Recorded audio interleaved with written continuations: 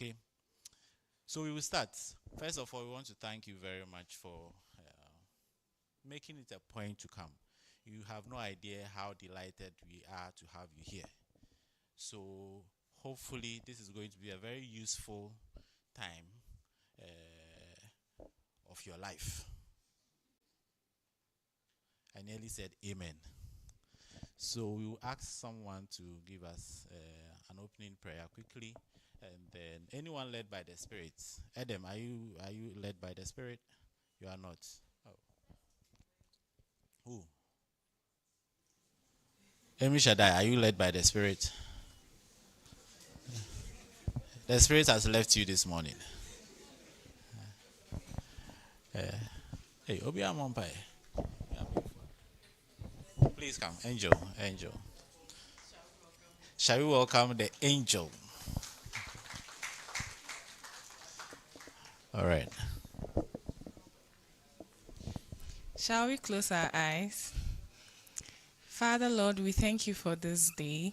We thank you for everything you've done for us. We thank you for the gift of life. We pray that as we're about to start this program, may you be our leader, may you be our planner, and may you help everything come together successfully. We pray that may you give us wisdom, understanding, that everything we learn here will fall on fertile grounds. We thank you for everything you've done for us, and we are grateful for all what you've been doing. In Jesus' name we pray, amen.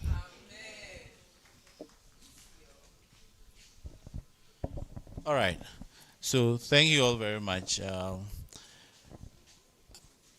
This workshop is first of its kind, that I might say. This is the first time that we are having a pre-AGM workshop before the AGM. I'm sure some of you students have experienced the AGM before. This time around, we wanted to consciously make students a part of the AGM, and so that's why this is a pre-AGM workshop for students to have a foretaste of what the profession has for them ahead. Okay, and I'm doing this together with my senior colleague, my friend, my boss, professor of neuropharmacology, Professor Priscilla Kolibia Manti. Thank you. Far too kind. Thank you, Robert. Good morning, everyone. As Robert put it, we are extremely delighted to have you here. I'm very excited to see a lot of future pharmacy leaders in the room. And like it has been mentioned, we are here to initiate you into the profession, right? So we are going to spend today looking a little at the profession and how it is being shaped around digitalization. And just to add to or support Robert's words, we hope that everything we do here will be useful to you, and we hope that everyone here would leave with at least one tool that they can carry forward to help in the advancement of your career. So to begin, we would like to start off with a word from the President of the Pharmaceutical Society of Ghana, who will be joining us online, and he would give us a welcome address. Mr. President, please, can you hear us?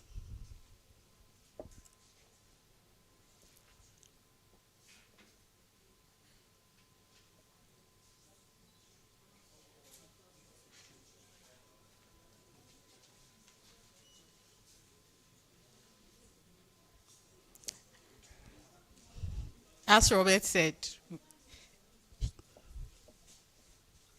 Mr. President, please, can you hear us?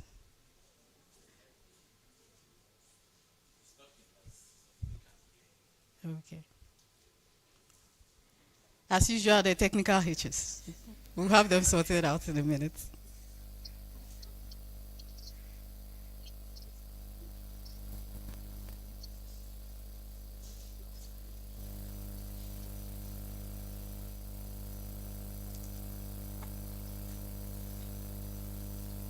Okay, whilst we wait for him, I just want to put a few of us on the spot.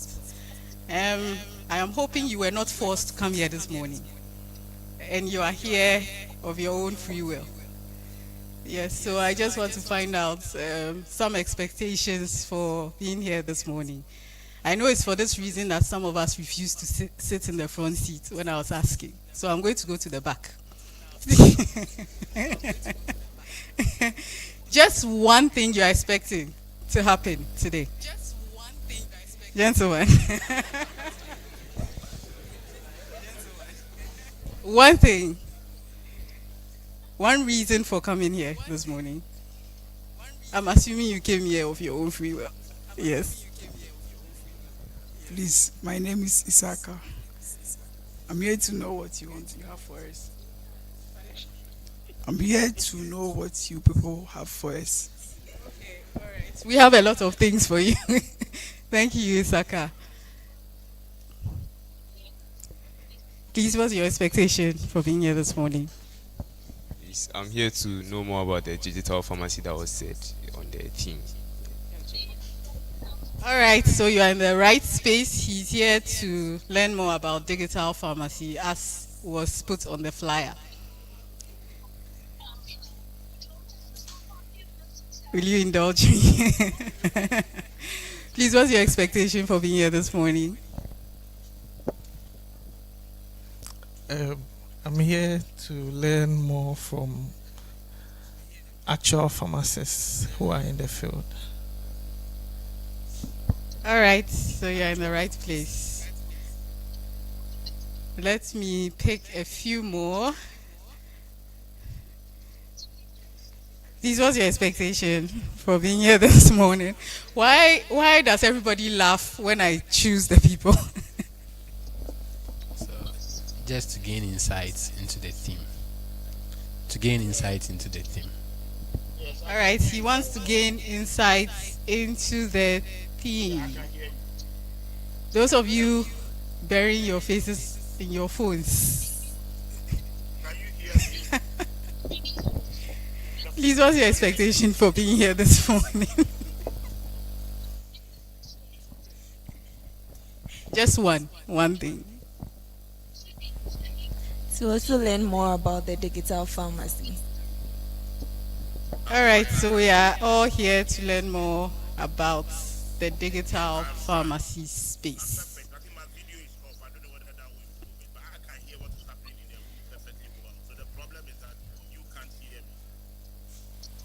Okay, it looks like we still have to give the technical team some more time. So I'd like us to fill in the space by playing a game.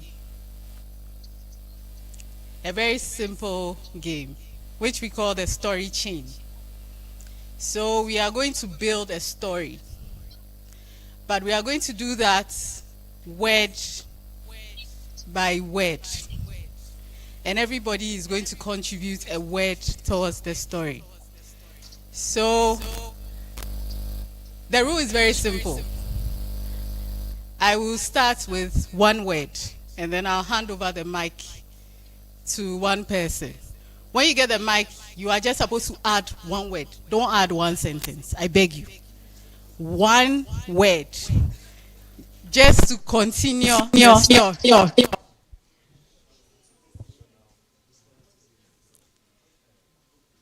Just to continue the story, so that by the time we get to the end, we'd have a full story. There are almost about 70 of us in the room. Are we okay? So we are going to make a 70-word story.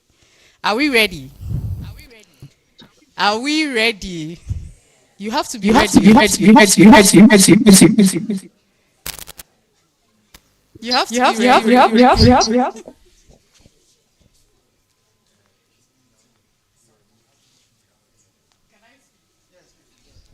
Okay. You have to be ready because when the mic gets you, you have to say something. Are we okay? So pay attention. Are we all together? So my word is antelope.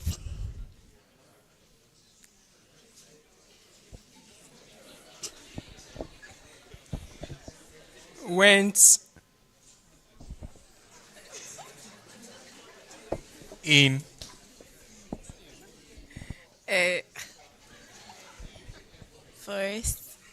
Forest. To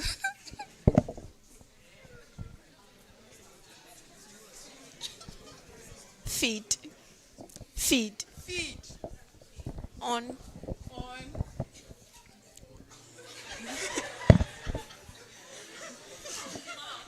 mouse. full stop. When Antelope. Was. Feeding. It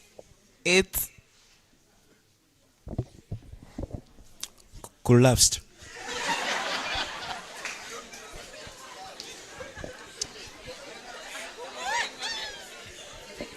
Then. it's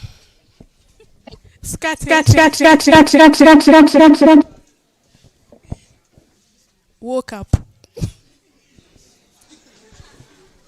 and There.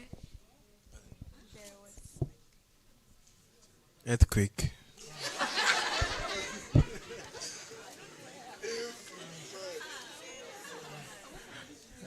Comma.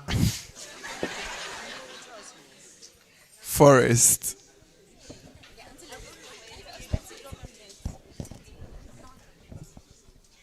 Antelope. Met. A mouse. When. It Fell. on The. Flow. Full stop. Thank you very much. Can we remember the story? This is just supposed to get your creative juices flowing. You see how easy it is for us to write a story, right? It may not make sense, but it's a story. Okay, so we are ready for Mr. President now. President Donko, please, can you hear me? I don't know whether you can hear me. Yes.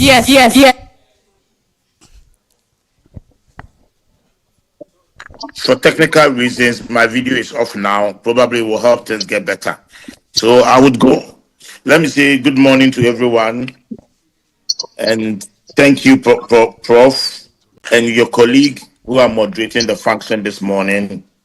I'm delighted and pleased to be invited to be part of this innovative program, the first of its kind. Yes. It comes with a lot of excitement to see that we are carrying students of pharmacy with us at a time when all pharmacists are going to be gathered at Cape Coast, especially for our annual general meeting. Yes, and this is the first of its kind, and therefore I would want to commend the planning committee, the AGM planning committee, and everyone who is involved in having the first program of this nature. And I unfortunately, I realize that there are technical hitches, which I believe probably what I will say is that whatever the technical hitches are will serve as a lesson for us for tomorrow's program, or when from the program proper will start from Wednesday. So I hope all of us would kindly take note of it and try and resolve issues before Wednesday in order for us to have a seamless transmission of our annual general meeting. And before I continue, Prof, last year, Prof Martin and your team, you did something that was very good, which was the Nexus, which for me was also a very great innovation, where you made pharmacists have an opportunity to be able to, pharmacy students and young pharmacists, to be able to know their career path, what they can do. And I believe that this is also a step in the right direction, flowing out from that one. I would therefore want to tell all pharmacy students here that you have a unique opportunity to participate in this year's AGM, as it's been done now. And also, if there's an opportunity for you to join the career fair as happened last year, do not shy away from it, seize the opportunity, and make informed decision as to which career you would want to pursue. As you prepare yourself to be pharmacists of the future, you will always take notice of the fact that we have so many practice areas.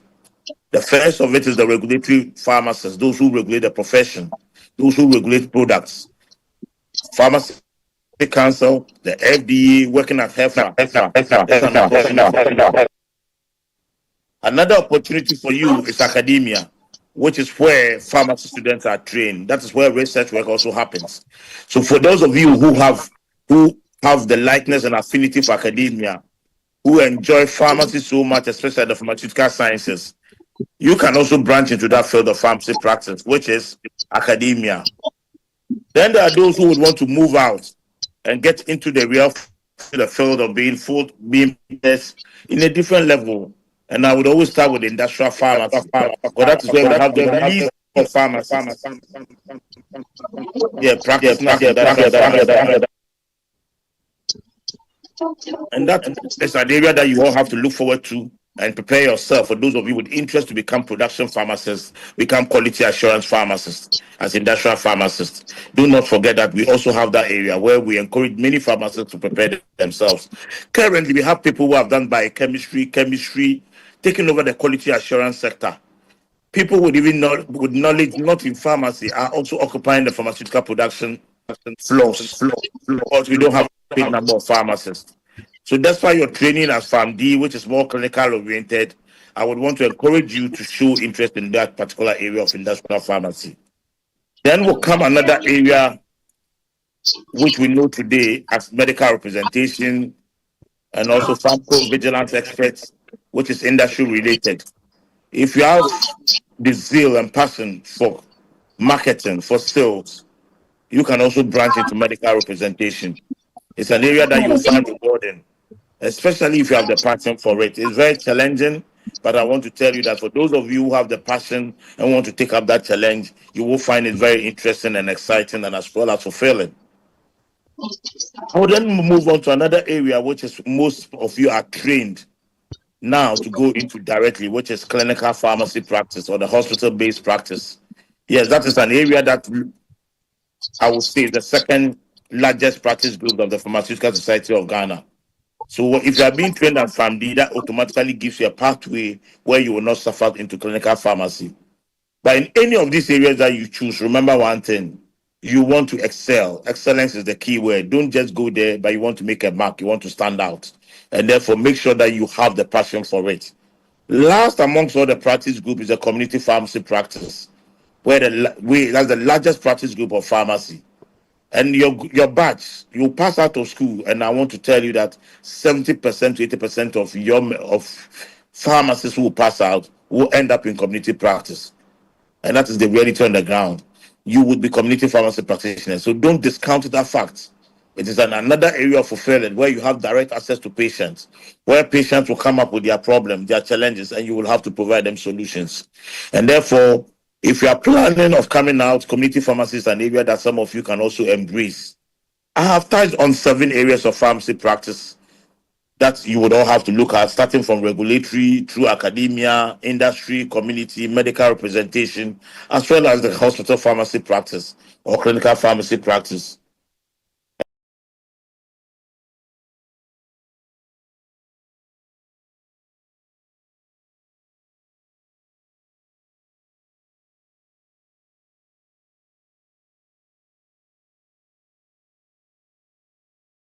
If you join any of these practice groups, for those of you who have an opportunity to join online, and I'm sure you will learn a lot. You hear from those who are practicing, you hear from leadership, you know their challenges and their problems. So even before you get to the area of practice, you will be well acquainted with what pertains in that practice area. And I will encourage all of you who can to be able to join these practice group sessions. So as student pharmacists who will soon join us,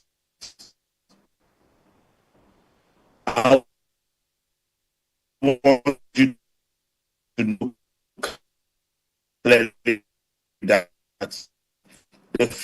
you should be bothered much on the ethics of the profession. Learn the ethics of the profession. You are going to get into a very noble profession, which is bound by a code of ethics. let the code of ethics be part of you. It is not all about practice, but let the code of ethics be part of you. You may be students' rights, but right from day one, get to know that this profession is governed by ethics. And at any point in time, wherever you find yourself practicing, let this ethics be part of you. This morning, I know there are a lot of speakers. There are a lot of people who are well prepared to take you through the program.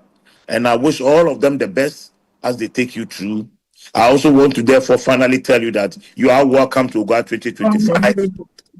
Be part of the annual general meeting of pharmacists. If you haven't registered there, I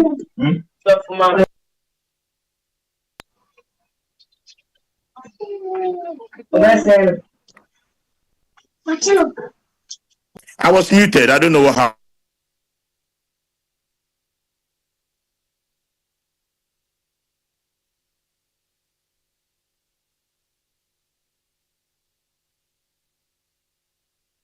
Okay. So, Prof, I think I'm done. I was muted along the line. I don't know whether I landed, but I am done with my opening remarks. If the need be, and I have to be invited to come back, I will join you, Prof.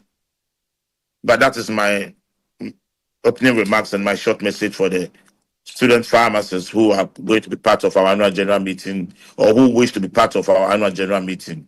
Once again, all of you welcome to the first ever AGM opening with students of pharmacy. Thank you. Thank you very much. Thank you very much, Mr. President. We are truly delighted to have you be with us this morning. At this point, we invite another president, the president of Pharmaceutical Society of Ghana, the Central Region branch, on whose grounds this whole AGM is being organized, and incidentally, the chairperson, the chairperson of the National Planning Committee, Farm Dr. Abena Ekufua Esia Donko.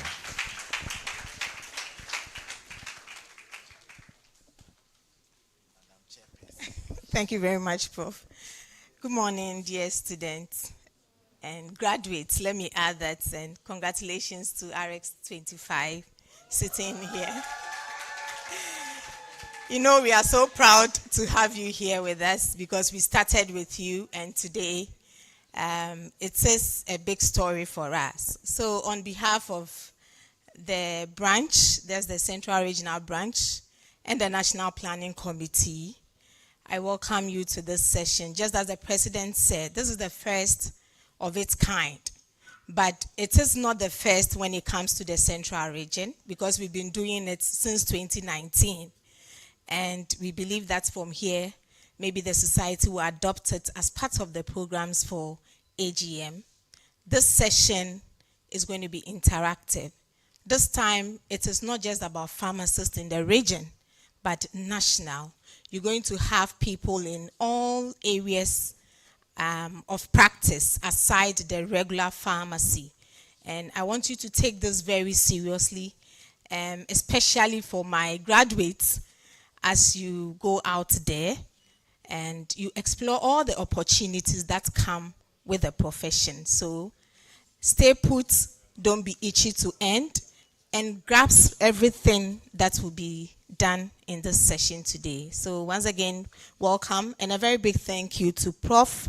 Mante, Prof. Baini, and to my lead of content, Dr. Richmond Ama, and Dr. Anana Kwale, for the good job that you've done to put this together. Thank you, and let's have a fruitful deliberation. Thank you. Thank you very much, Farmer Abna. For your information, this program is powered by. Okay, when I say powered by, I mean we are organizing it in collaboration with the Student Federation, the Ghana. Pharmaceutical Student Association of Ghana. I never get the name right. Pharmaceutical Student Federation of Ghana, PSFGH. And we are organizing it in consonance with them, and we have our chairman or president with us, Manuela Kofi, to say just a word.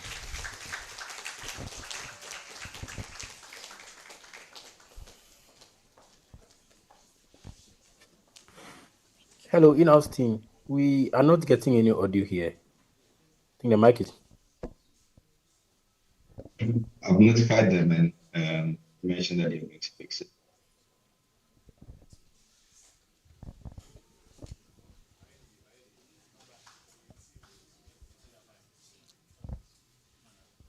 A very good morning to you all. These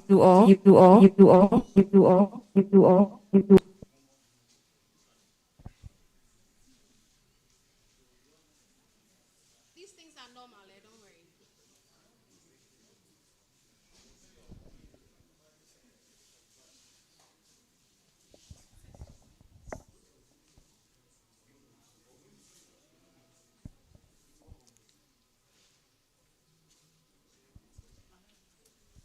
A very good morning.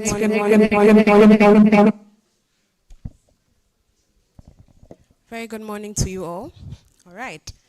Thank you so much. Can we appreciate the technical team? Let's give them a round of applause. They are doing a good job.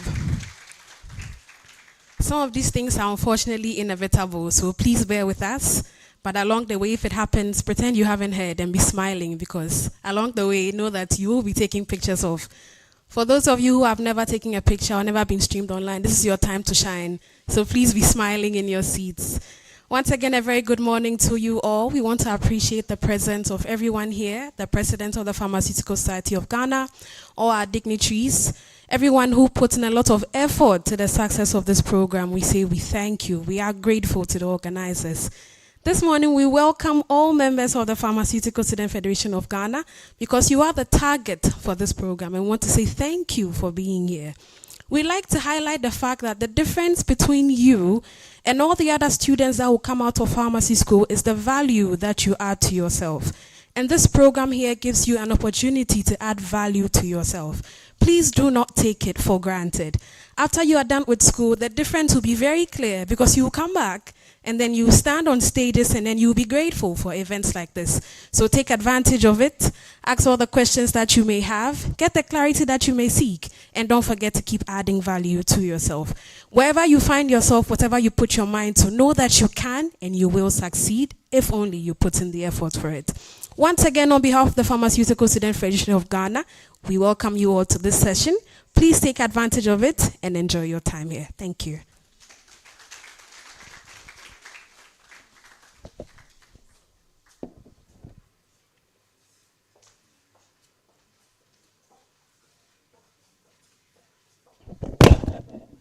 Thank you very much, Manuela. So now we are zooming in straight into action. Along the line, we will project a QR code for you to scan to register. Those on site do need some registration. It's very important. So at that point, when we project, if your phone does not... All right. So we will do that along the line. Okay. So now I'll give the microphone to my boss and colleague and friend, so that we zoom in straight into action. Thank you. All right, thank you, Robert. And when he said it's very important, your lunch is tied to it. So when you see the code, please scan it. All right, so we are moving into the career sessions, which we've planned for this morning. So this morning we are going to have 2 tracks of career talks. Each track would have 2 facilitators. So we are starting with the first track. And our first facilitator is in the person of Mr. Jonathan Ahumasaki. He works with M-Pharma.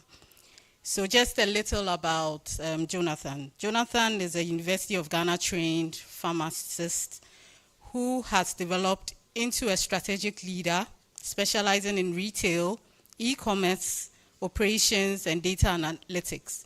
Currently, he is the country head of retail and e-commerce at M-Pharma, where he leads retail strategy and operations across multiple pharmacies and delivery networks. His role involves driving innovation, improving customer experience, overseeing facility upgrades, as well as strengthening medicine access. So shall we together welcome Jonathan Ahumasaki? He'll be joining us online. Jonathan, please, can you hear us?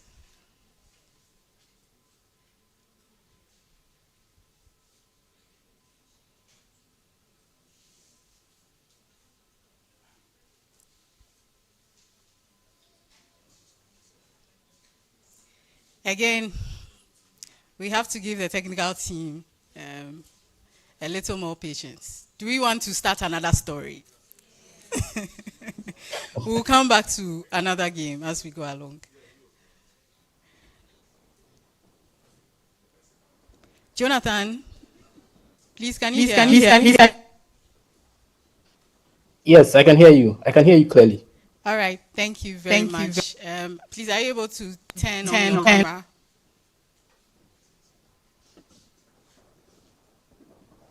Hello?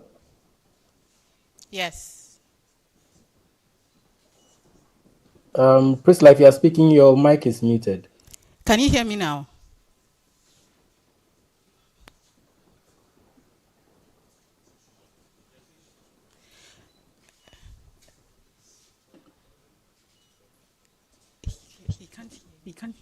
He can't. Hello, just to confirm, you can hear me and I can go ahead. Yes, we can hear you.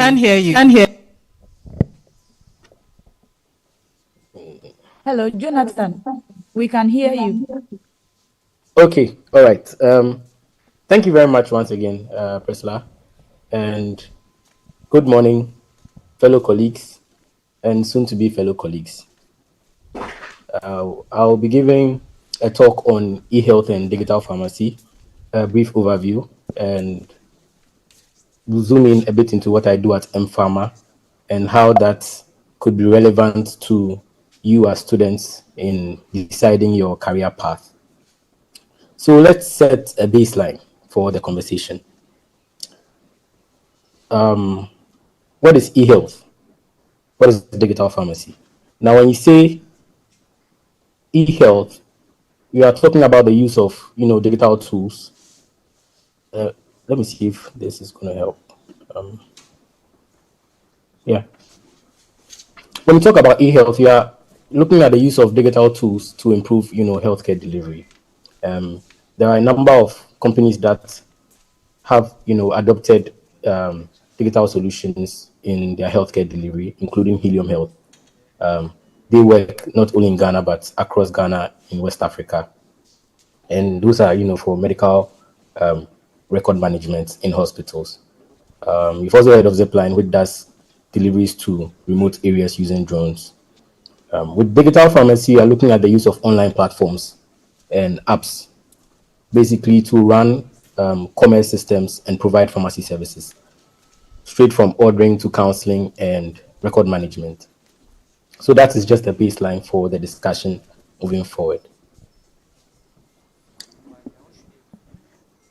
So let's look at, the overview of digital health and digital pharmacy in Ghana. So we are looking at the local context. Currently, there's a lot of high out-of-pocket payments for medications. Some insurers have made great strides in moving people onto insurance while keeping, the books balanced in terms of profitability. But there are still a lot of people that pay for their medications out of pocket. And you know how that affects medication adherence, especially while the economy is, stressing us and we do not have money to buy our medications. We can also talk about the fact that smartphones are now, ubiquitous. Everybody has them. And that has given us, an entry point to digital pharmacy and pharmacy commerce, basically.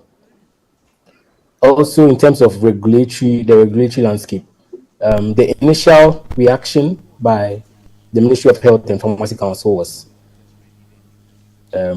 we should say, a bit slow, but to their credit, a lot of work has been done to streamline the activity of, healthcare institutions that use digital platforms and commerce platforms to run healthcare delivery.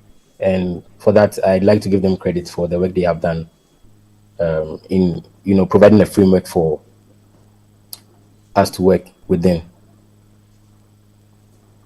We can look at the global context as well. So we are just juxtaposing Ghana's current context, how we are paying high out-of-pocket medications, the smartphone penetration in terms of maturity, the number of people that use it, and then the regulatory framework that our regulatory bodies have provided, and juxtapose that within the global context. Now, it is no surprise that Ghana is on the back foot. Globally, let me use US as a case study. For example, Amazon, they have this pharmacy app. It's a whole ecosystem, right, that allows you to manage your prescriptions via the phone and have your prescription refills and get them delivered directly to your doorstep. In Ghana, we have been able to mirror that to some extent, but of course, there are still gaps that have to be closed, and we'll be hoping that students like yourself would come into the industry and then make those changes that will allow us to close those gaps. There's also another company called Capsule. They do something similar to Amazon Pharmacy, but they are more concerned about patient counseling. So you can have patient counseling services via the phone on your medications, and also have your refills, automated and delivered to you. This is happening in Ghana. There are quite a number of telemedicine and telecounseling platforms, but like I said, it's really about the gaps that exist. So we'd like for these processes to work seamlessly, but there are a number of hitches in terms of regulatory. How Ghana differs from the global system is within the global landscape. In this case, US as a case study, the regulatory framework is consolidated, right? So if you are an institution that does medication counseling, medication refills, and then deliveries, your, should I say, license renewals and all of that would cover all parts of the activity, from counseling, ordering, calling, to delivery. But in Ghana, it seems to be a bit detached. So you have your data protection. You also have to probably register with career services, and then you do your pharmacy council registrations, which also require you to register the fact that you are doing online medication delivery and all of that. So it's kind of detached and makes it a bit difficult to navigate. So that's also one thing we'll be hoping that people like yourself, students, provide solutions to once you enter into the industry. In this case, you're looking at people that would be part of the regulatory team. So they'll be regulators, pharmacist regulators, but would have e-health and digital health knowledge, right? So that you can help us consolidate the framework, and so that we can basically move away from the way it is currently, detached. There's also the buzzword AI. Everybody talks about AI. Investors hear AI and they are throwing money at, companies that mention AI. So AI is useful, but the utility of AI is dependent on context, right? So on its own, what AI can do is limited. But then if you provide context and the models are trained specifically to do a particular job, they can be quite useful. For forecasting in pharmacy, this is also one of the areas where you could see digital health. We have AI models that have been trained to forecast demand. So as people are buying medications, as pharmacies are dispensing medications and deliveries are being made, you have these AI models training themselves on the live data and providing insights into what kind of medications are going to be needed 3 months down the line, 5 months down the line, a year down the line, right? It takes into consideration the seasonalities and all of that. And at Pharma, that's something that we are actually focused on. As part of our model, we try to consolidate orders, and while we do that, we make savings, which we transfer to, our patients. And the power of AI provides, a lot of opportunity for growth in that regard. If we are able to forecast accurately, then we are able to buy more accurately. We are able to be more efficient in our buying, and that allows us leverage in terms of negotiating discounts and all of that, which we can transfer to the patients. Ultimately, what you want to do is we want to impact people positively, right? We want to help people access their medications using these digital health channels. But then we have to balance that with profitability, because you need money to run the impact focused programs, right? So there's this balance that has to happen, and the plan is to use the digital health tools, including AI and data wrangling, to help us achieve those goals. Now, what is changing in health, technology, or society? So this is moving forward, right? There's a growing demand for convenience in healthcare, and I'm speaking about Ghana specifically. In the past, traditionally, we go to pharmacies to fill our prescriptions, right? We walk by a pharmacy, pass by a pharmacy. People have pharmacies close to home; they always pass by after work. But we are seeing more and more that people like to pick up their phones and order their medications. It will surprise you how many Ghanaians, value convenience at a reasonable price. I think that has been the main barrier, the cost of delivery, right? So if you are able to address that cost of delivery, most people are willing to move onto, a platform that allows them to receive their medications via delivery. And at Mfarma, that's something that we, to some extent, have cracked. We are able to make deliveries at a reasonable cost using the savings we make from, the aggregated purchases. So that's one thing that's changing, especially within Ghana. We are embracing convenience. There is also the rise of, data-driven care. Like I said before, with AI coming into, the forefront, a lot of the decisions that we are making now are based on data. We use patient refill history to, assess adherence. We use that to forecast demand and things like that. There's also a shift from product focused pharmacy to service focused. I'm sure you've seen a lot of pharmacies that are opening today have on their banners and their signboards that free diabetes check or blood pressure checks, things like that. We are moving from just dispensing to focusing on counseling, remote care, and prescription monitoring. And that's also something that is coming up prevalently in Ghana. We are beginning to focus more on that.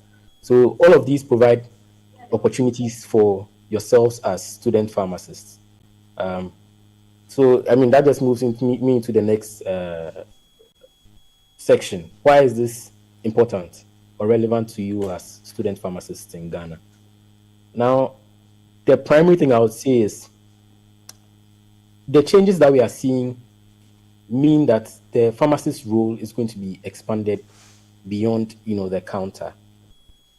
Traditionally, what we have seen is most pharmacists end up in community pharmacy, just like the president said, and that is not really going to change. But now, being at the pharmacy, you could be more useful than just dispensing medications, right? You can be part of the digital health ecosystem. Myself, I've worked in a pharmacy for a number of years, and within that pharmacy, it's not just about dispensing medications. It's using the tools that are available to you as tech-savvy students. You are growing in a generation of digital tools that are across all industries, not just pharmacy. And the skills that you have in using those tools outside of pharmacy are relevant and useful within pharmacy, right? The utility of those skills is not lost within pharmacy. So it's up to you to think about how those can be applied in the pharmacy setting at the community level. Finally, let's look at the opportunities for pharmacists. So I'm speaking specifically about actual opportunities you can look at once you are leaving school. So the first is digital pharmacy operations. A lot of pharmacists are embracing digital health. That means managing the delivery hubs and patient prescriptions, digital tools. There's also the pharmacy and telemedicine, which is remote patient counseling, basically. We have a provider doctor that links patients with pharmacists and allows them to, interact with the pharmacist on a primary care level. There's also data analytics in pharmacy. If you are somebody who's good with numbers, you understand relational tables, you are good with Excel, things like that. A lot of roles are opening up within that space because most pharmacies do not want to order amiss, basically. And if you have those skills, you are useful in such a role. There is also the health tech product development. So this is something that Joalana Man, who will be speaking after me, has a lot of experience in. There's also a lot of money there. So if you are looking to make money fast, health product, tech product management and development is one of the ways. That's why Anaman is so rich. In that case, you'll be working with engineers, to build health apps that provide value to consumers. Then there is retail leadership. So this is part of what I do. You have pharmacy chains, and the idea is to modernize those pharmacy chains, right? To make them digitally capable and to leverage the advantages of digital tools. And finally, policy and regulation, which I've already mentioned. There are a lot of gaps in our policies, in our regulation. Although a lot of work has been done, I would admit and give credit to the Pharmacy Council and Ministry of Health once again. But there are still a lot of gaps that have to be closed, and a lot of opportunity also exists there for you. Finally, I'll talk about the critical skills you need as people that are looking to take advantage of the booming market that is digital health. The first is digital literacy. You have to be able to use apps, understand dashboards, and basically electronic records. Now, these are not difficult concepts. When I say use apps, they actually do include the apps you use on a daily basis. So, are you able to troubleshoot if an app is not working as you expect? When I say app, it includes everything you use, including WhatsApp, Google Sheets, whatever it is, basically any tech app, right? You should be able to troubleshoot. There are some people that are averse to technology.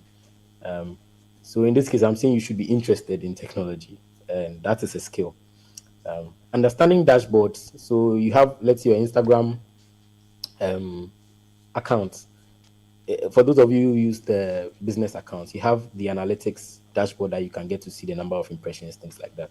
If you're able to understand it in those ways, these are the same kind of metrics you'll be tracking while doing health analytics, right? The number of times a patient, has visited the website, the number of medications that have been ordered, what kind of medications. That allows you to see seasonality and, predict demand.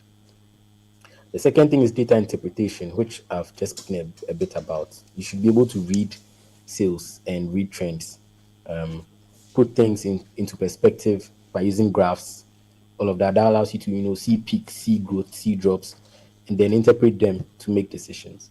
These are things you already do in your labs.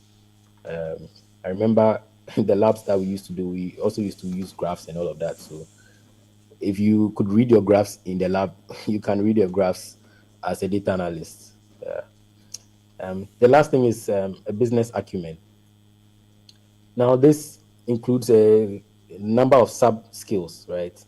You should understand inventory pricing, what affordability means, understand that it is subjective, and how to provide value to different groups of people. Value is not the same across board. Value varies. So you have to be able to define your customer and define what value would be to them. You have to have good communication skills. And this is expansive. So it's communication in your workplace amongst yourselves as colleagues. Now, if your colleague does not understand your request, he is not able to, provide you with the service you need. And outside of your company in developing partnerships, you should be able to communicate exactly what the partnership should look like, what you expect from it, what you are willing to offer, and things like that. So it's something you should work on. An easy way to work on your communication is, while speaking to your friends, be conscious of what you are telling them, and then try to get feedback from them, right? Over time, you would build up your communication skills. The third is adaptability. So the digital landscape is changing every day. There are new things.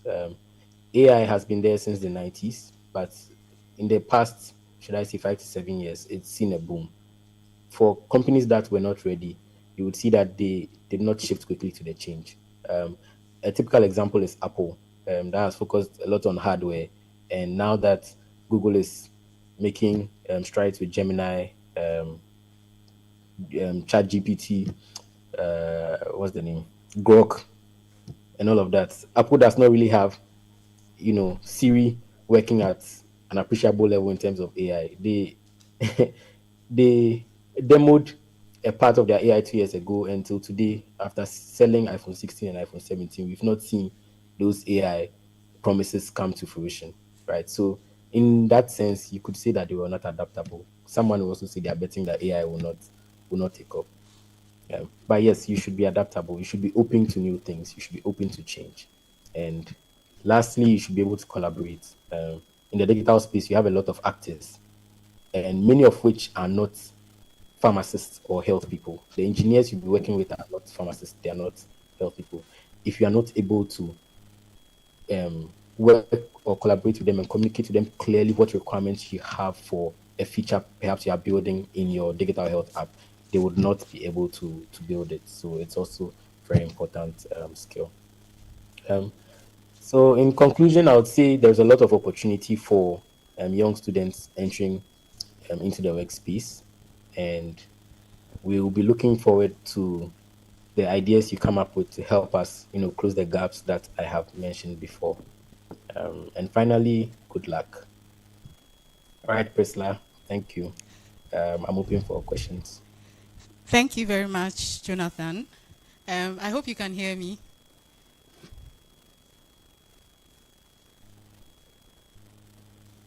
Jonathan, can you hear me? Yes, I heard you there, but your mic's muted again. Okay, so we'll take Joel's talk, and then we'll come back to you for questions. I hope that's fine. Fine. All right.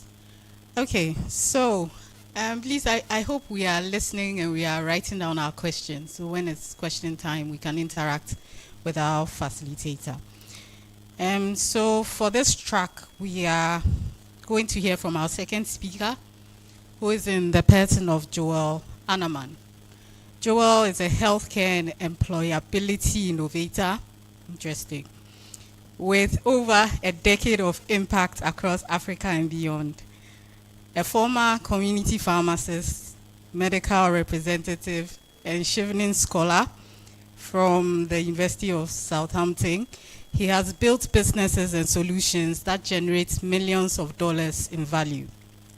From leading M-Pharma's logistics savings and revenue growth across 10 markets to developing Axmet's global procurement marketplace for medicines.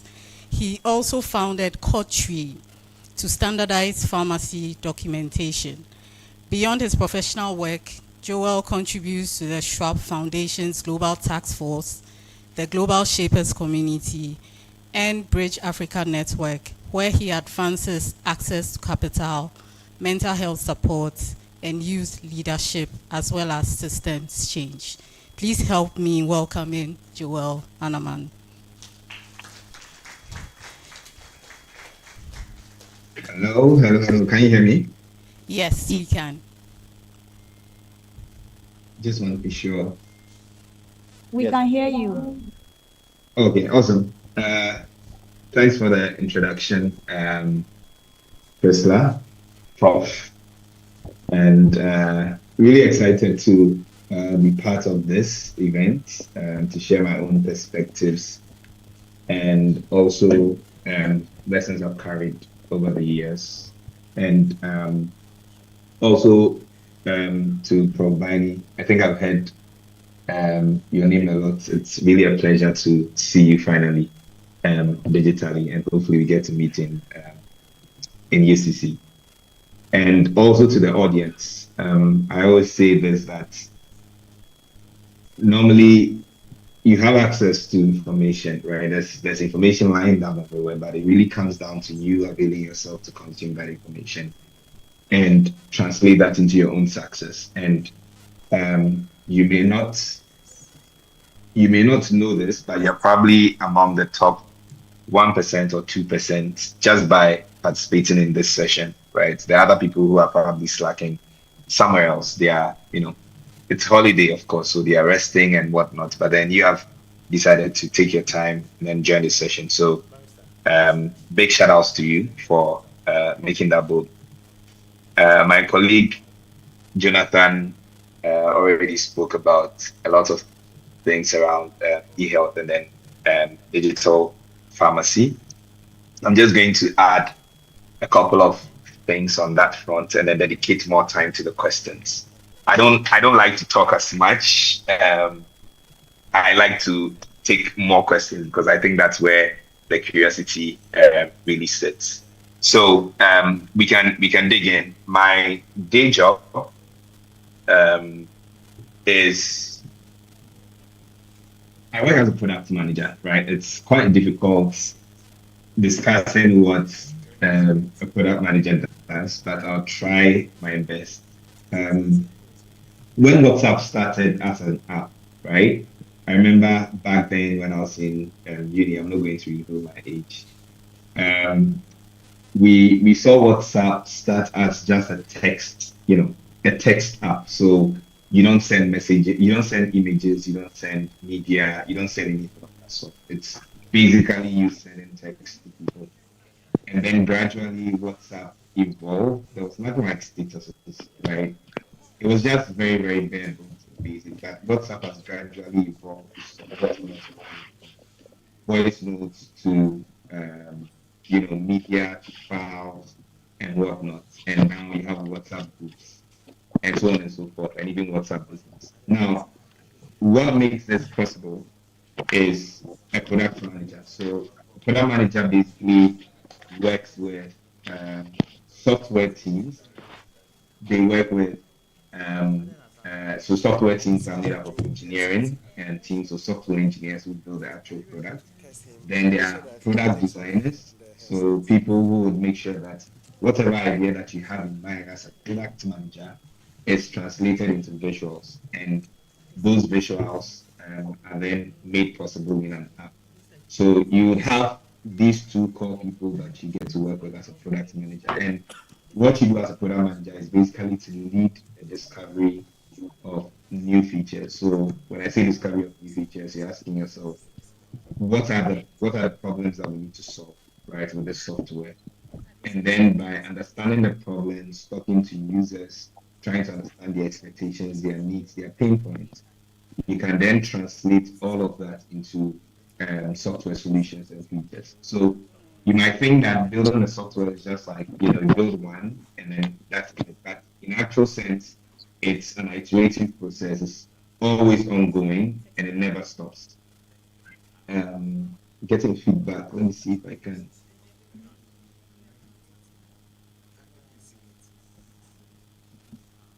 Is my voice clearer? I just want to check. Do without the headphones.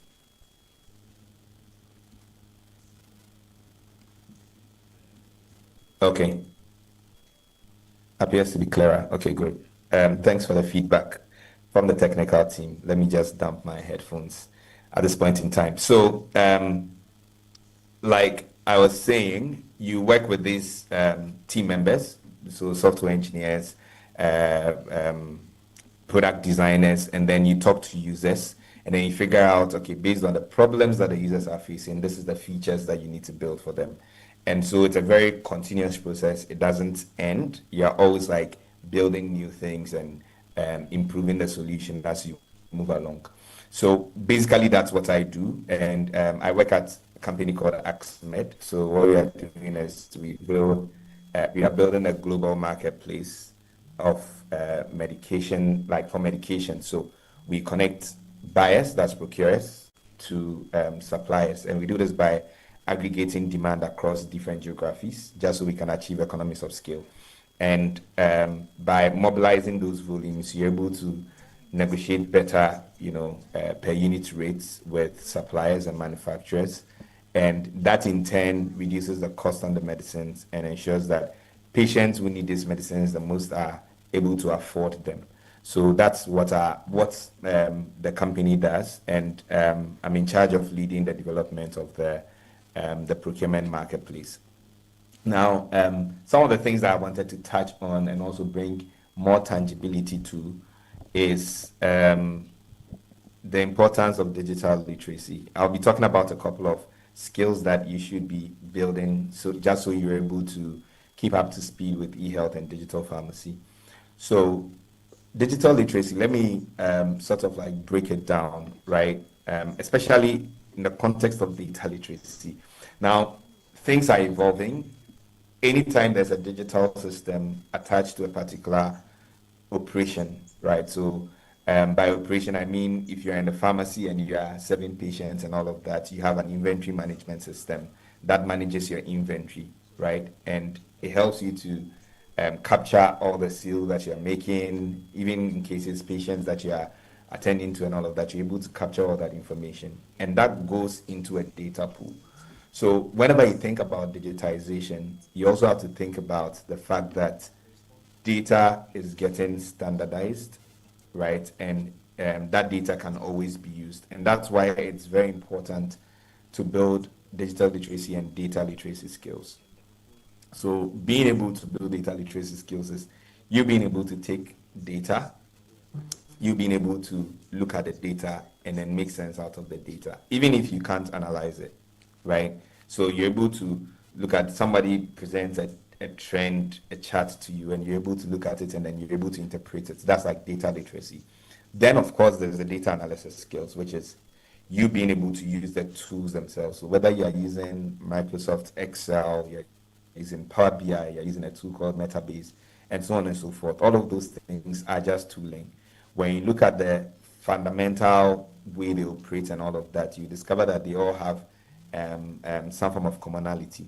So I would say that as we move towards a lot of digitalization, one of the very valuable skills to build as a student who's coming up to become a pharmacist is to learn data literacy and then data analytics, because they're extremely important. And the best part is that they are highly transferable, right? Anywhere you are going to find a digital system, you can apply your data analytics skills to them. And one part about data analysis too is that it relies a lot more on domain knowledge. So as a pharmacist, if you do have strong domain knowledge in pharmacy, in understanding what inventory management is and whatnot, then it becomes very easy for you to interpret data, because you look at the data and you're able to tell why the data is behaving that way or why the system is behaving that way. And you're able to make very valuable recommendations in that regard. So to even dump it down further, let's think about cases where we've all done our lab reports before, right? I remember back then we used to have very long chemistry labs, about 3 hours, where you have to do titrations and whatnot. Now, imagine this, why digitization is important. Imagine the situation where you are the class rep, and as part of the efforts for the class rep, as part of your effort was to make sure that whenever people do their titrations and all of that, you are supposed to gather the data for each student. So like, let's say you have 200 students in a class and you all go for the lab. Your work as a class rep is to ensure that all the, how do you call it, the titer values, right? All the 3 titer values are gathered across all the 200 students.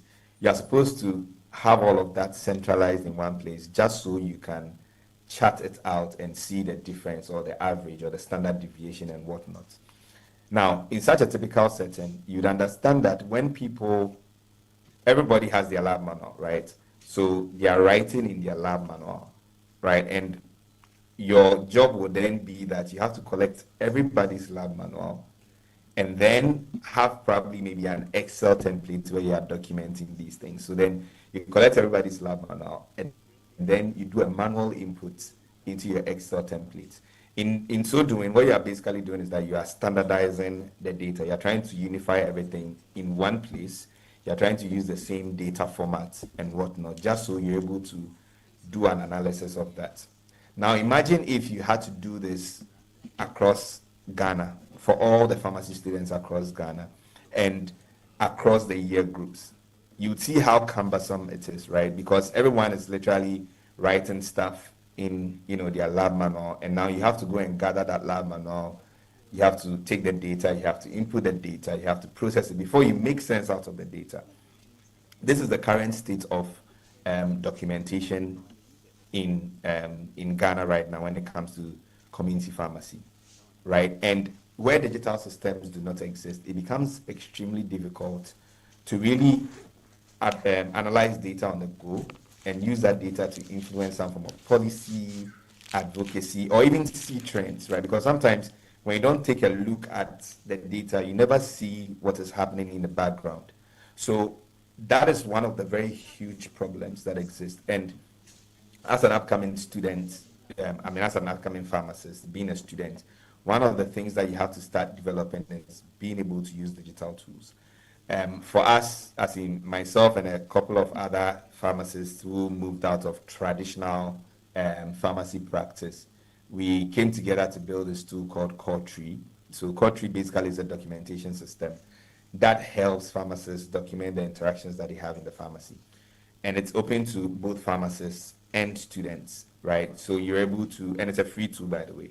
So you're able to document the things that you do on a day-to-day basis. We found a way to sort of standardize this process, just so when you do that, it makes the data. So remember what you did as a class rep, trying to gather the title values across 200 students and across multiple schools. You don't need to do that, right?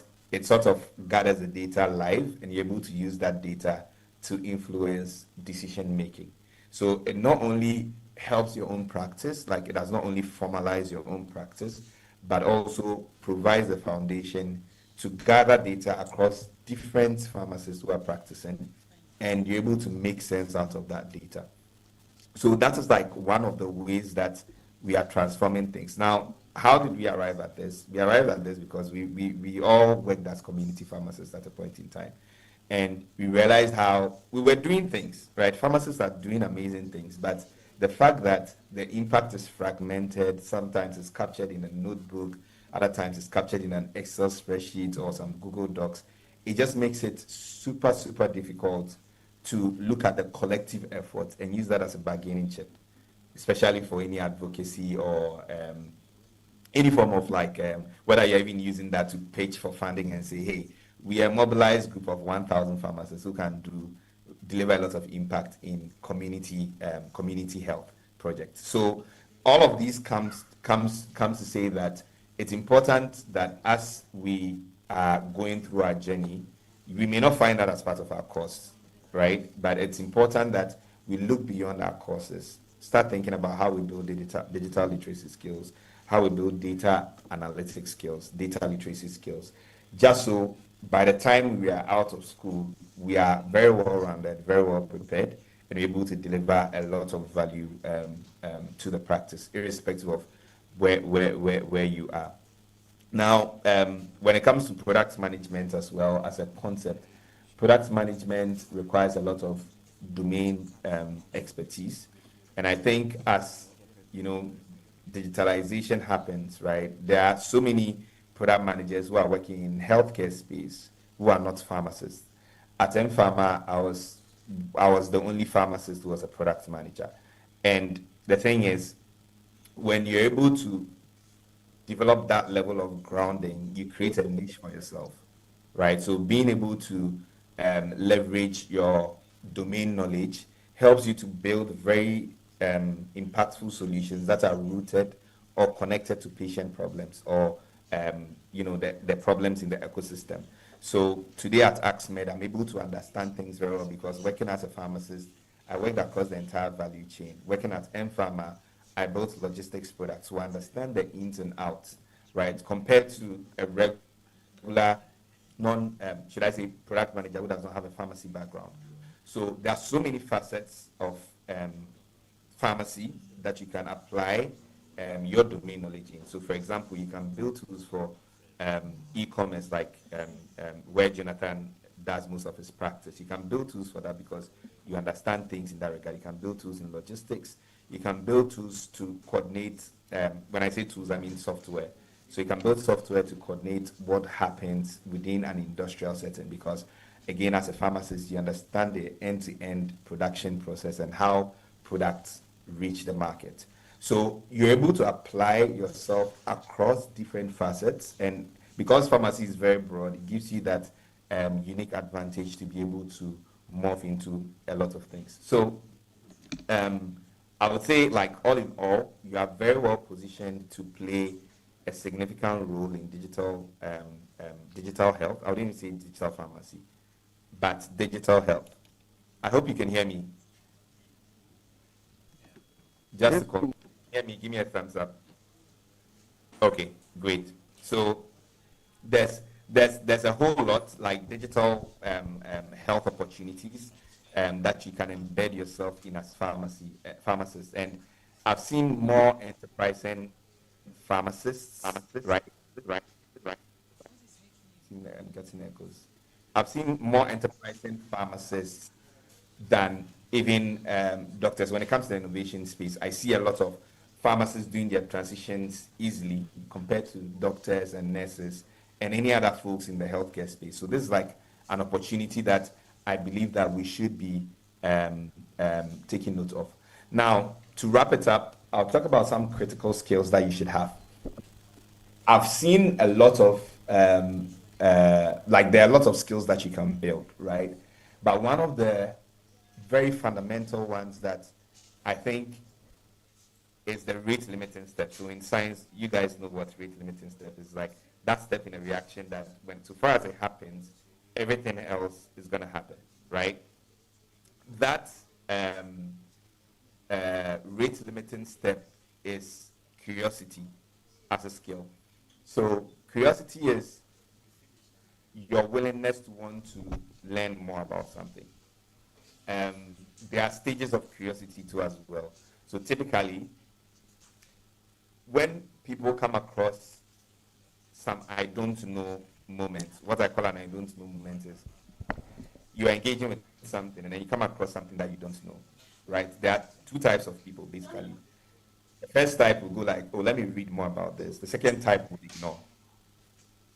These things are like, it sounds very basic, but then these two pathways is one of the fundamental things that determines your success across every facet. If you want to become like the top person in your field and whatnot, these are the two core things, two core pathways. So we are looking at when you come across an I don't know moment, what do you do? Are you someone who would walk away from that moment? Are you someone who would actually want to learn about that particular situation? Now, if you choose the path where you want to learn about that particular situation, then there's a second skill that you need to learn, which is how to find information.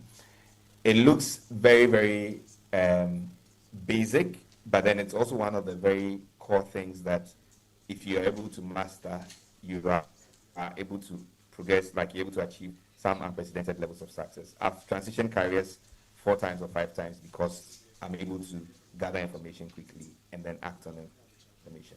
So when you're looking at searching for information, there are 2 things that you should look out for. Either you're gathering the information from people or you're gathering the information from documented sources like over the internet. A lot of people have documented stuff over the internet, like on YouTube, on Google, and whatnot. So you can learn a lot about that. One thing that I'll challenge all of you to learn about is search. So advanced Google search is like a way to search on Google without a regular way of typing stuff into the search box. And it will do you a great deal of good because you discover information faster and quickly, information that a lot of people do not have access to, and that gives you a lot of advantage. Also, one other thing that I need to learn is code messaging, which is being able to reach out to people and learn from their perspectives. So understanding, like being able to reach out to someone who you don't know, who's a stranger, for them to dedicate like 15 to 20 minutes of their time to you. That is code messaging. Then the last part of the process is agency. So what do I mean by agency?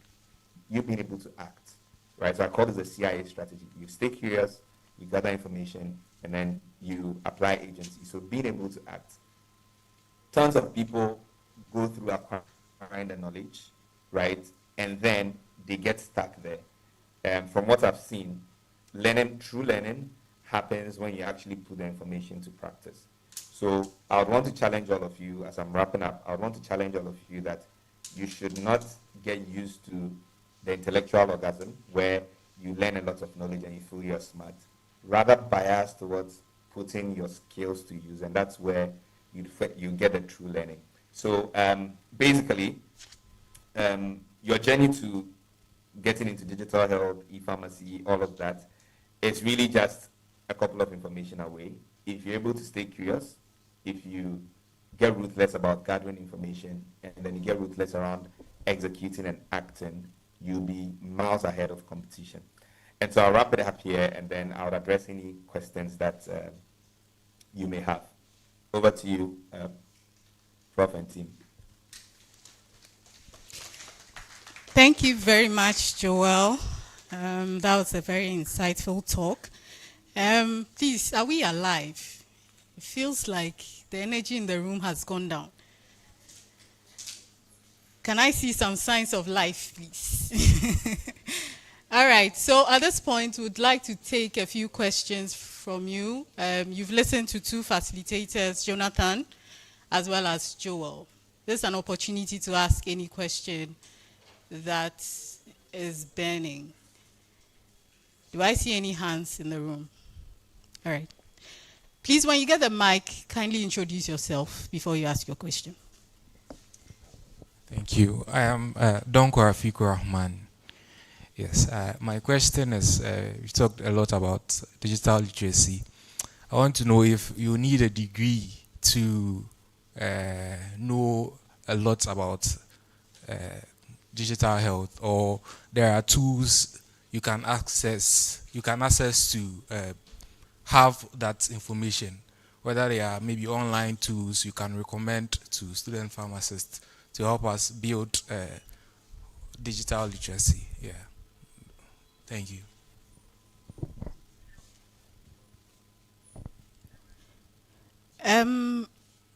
Jonathan and Joel, who would like to take this question? He did not specify. Do you want a specific person, or anyone can take? Yes. So Jonathan and Joel, any of you can volunteer to answer this question. Okay. Jonathan. Well, go ahead. Anyway, so I was just going to drop like a link or a resource that you can use. The best part is most of the big tech companies, or some of the big tech companies, give their tooling out for free. One thing that you'd have to start biasing yourself towards is when it comes to the tech space, most likely you don't need a lot of degrees to get started. Sometimes you need degrees to niche down on specific areas. So like there are advanced degrees in AI and all of that, if you want to go into AI research and whatnot. But then if you really want to get started, there are tons of resources that are available online. And one of the initiatives that you can follow is Grow with Google. So Google has this, first of all, Google Suites, Google Workspace is free. All you need is a Gmail account. But then they also have this platform that teaches you everything. They have recorded courses on all the digital tools that they have.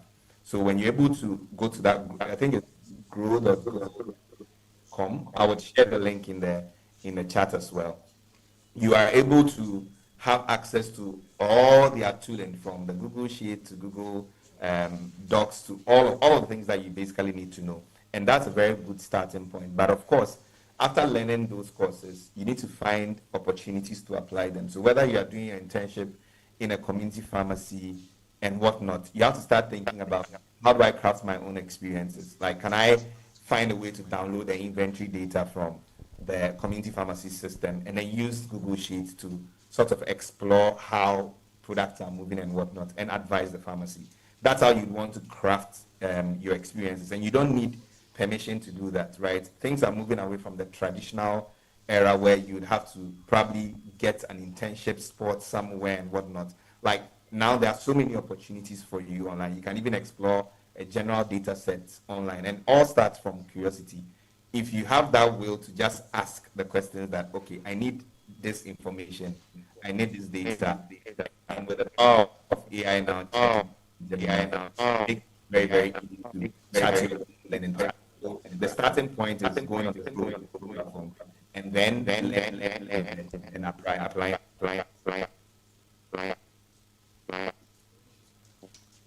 So Jonathan, I'll hand over to you if you have anything else to add. Yeah, the only thing I'll add is the fact that you should be curious. That's basically the bottom line.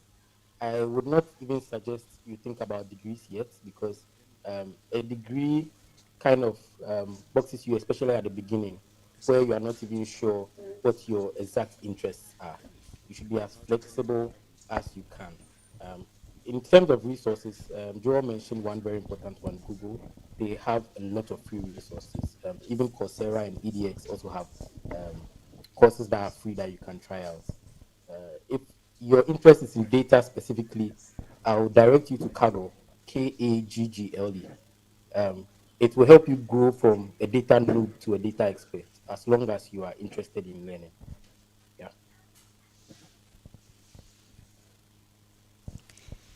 All right, thank you, Joel and Jonathan. Please, any more questions? All right. Yeah, there's one over there.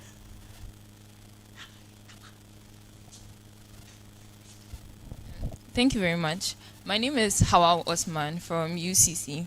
So my question is actually related to its regulation, the regulation of electronic pharmacy or online pharmacies.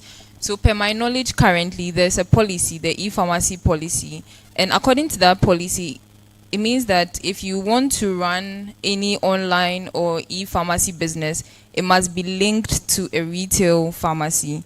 Or if you have developed an app or any software that is supposed to help make delivery of pharmacy services easier, it must be linked to the National Electronic Pharmacy Database. Like they have a certain portal. So I want to find out how has it been in trying to integrate whatever you have to it?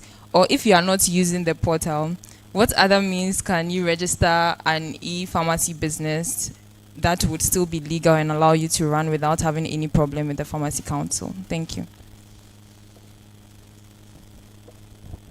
Thank you, Hawa. I'd like to take a second question and then we go back to our facilitators. Am I ready?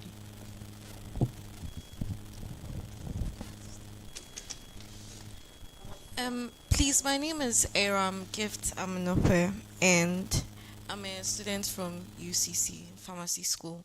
My question is to Mr. Jonathan. He mentioned the health tech products field, and I wanted to know what particular skills you need to have to enter that field, and if you need a degree or there's an online resource for that particular field. Thank you. All right, thank you. So Joel and then Jonathan. I don't know who is best placed to answer the question about the electronic pharmacy platform.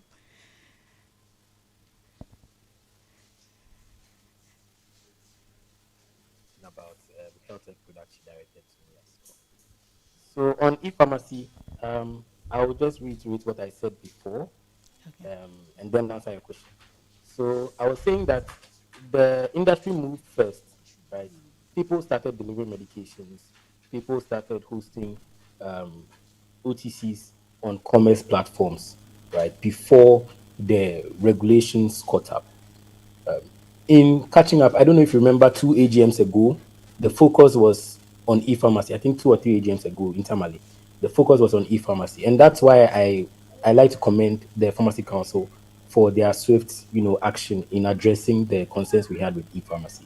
Now, if you are looking to start a business and you want to do medication delivery, you want to host OTCs online, or take prescriptions via portal and things like that. There are a number of things you have to do, and like I said in my submission, those requirements are detached, right? You would have to sort out your data protection. Health data is sensitive, so you have to be registered under the Data Protection Act and have your licenses up to date. You also have to register with the Pharmacy Council, indicating that you are running such a program. And like you said, you have to be connected to the National E-Pharmacy platform. With that, there are a number of reservations that stakeholders have had. I can't go into it right now, but basically, you must be present on that platform, right? You have to exist on the National E-Pharmacy platform, but how that plugs in is a different conversation in terms of how it plugs into your actual activity. The ideal situation for the platform was it would be sort of like an online pharma marketplace where people can place orders and then the orders will be routed to pharmacies. It is happening on a certain level, but not to the extent that was originally envisioned. Finally, this is a good opportunity for me to even talk about this. There was a time where riders were being arrested. So you have a pharmacy that makes deliveries, and they have done all their registrations with Pharmacy Council. They've done data, all of that. Then suddenly they are arrested, and then the police are like, "Yes, we've seen that you've registered on all of these platforms, but you have not registered with Ghana Courier Services." Which you get. And this is what I mean by it's detached. Because for an outfit that makes deliveries, you would think, oh, you've paid all your registration licenses, you are ready for the year, and then suddenly medications are halted on a delivery route because there is another one that perhaps you hadn't considered you have to register for. So to the person who asked the question, I think this is something you can think about for us. Once you enter into the space, we'd like someone to consolidate all of these regulatory requirements so that we have a single place to go to ensure we are abiding by all the rules. So that is an action for you. I don't remember your name, but it's an action for you. We'll be looking for it to feedback for that. Second question was on health tech products. You were asking how you could be useful in terms of health tech product. I think Joel will also have some things to say about it. But on my end, I would say see yourself as a context giver, right? The products are being built for use by pharmacists and pharmacists. Now, it is only useful as the person who provided the requirements. When you say requirements, this is sort of like a document that directs the engineers as they build the app. The app and its features are only as useful as the person who provided those requirements. And as a pharmacist, if you look at yourself, you view yourself as a context giver, it means you have to be thinking about how the app would work for the user, you as a pharmacist. And this task is made more relevant and your utility is higher if you have digital health knowledge or digital health skills. And some of the what do you call it? The resources, yes, for gathering those skills are what Joel and I mentioned before, like Go with Google and the others. They give you a structured way to learn digital tools, general digital tools, which can be applied in providing context for building digital health apps. So that is where I believe you should start. Joel, if you have anything to add on health tech products. Yeah. So basically, you'd have to be doing a lot of learning across different facets. One thing about product management is that there's hardly like even a master's program to take to say, hey, you want to do product management.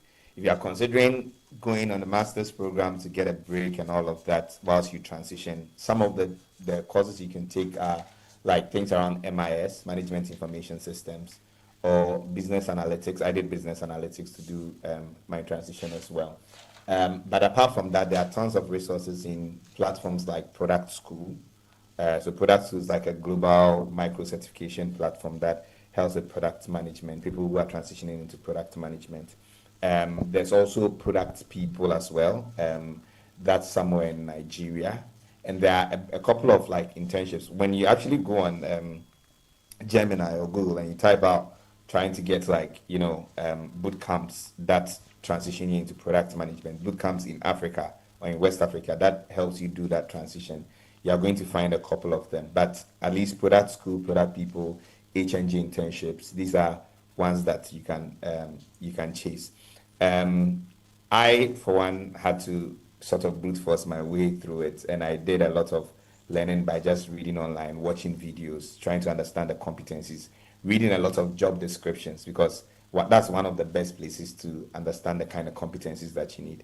The best part is that you now have AI, so even if you take a job description, you can sort of feed it into, say, ChatGPT, and then give ChatGPT your background, that you're a pharmacist, maybe you're a student or you're a community pharmacist, whatever context that you need to give it, you're able to give that context.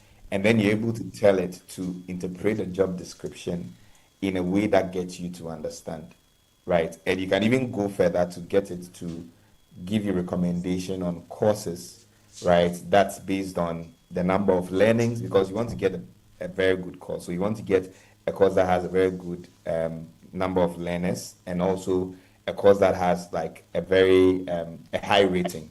So by combining these things in your prompt, you make it very easy for the AI to give you very relevant suggestions and recommendations. And by so doing, you set yourself up for success. You're able to generate a learning path for yourself. One last resource I would highlight is roadmap.sh. So roadmap as in roadmap.sh.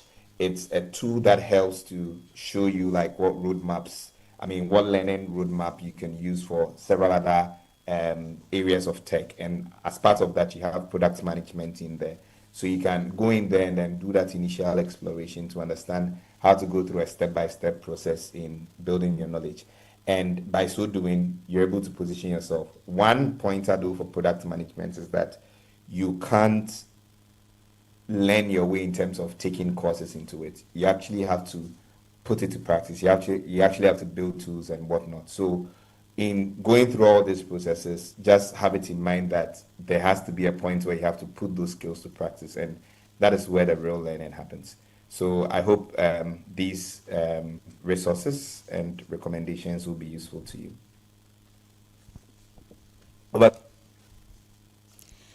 Thank you so much, Joel and Jonathan. I'd like to bring the Q&A session for this track to a close at this point. We are very grateful that you chose to spend your time with us. We know today is a holiday. Thank you for all the great insights. And for those of us who are joining the workshop as participants, I would like to use this opportunity to invite you to join us for the Nexus Career Fair, which happens on Friday afternoon. Joel and Jonathan will be on site, so it will be an opportunity for you to actually meet them and then further engage with them. So Jonathan and Joel, thank you again. Before we move to the second track, we want to quickly do the registration process that Prof. Baini mentioned earlier. So we would project the QR code, kindly scan, and then fill out the form for us. Please let's take the next 5 minutes to get this done quickly. Thank you very much.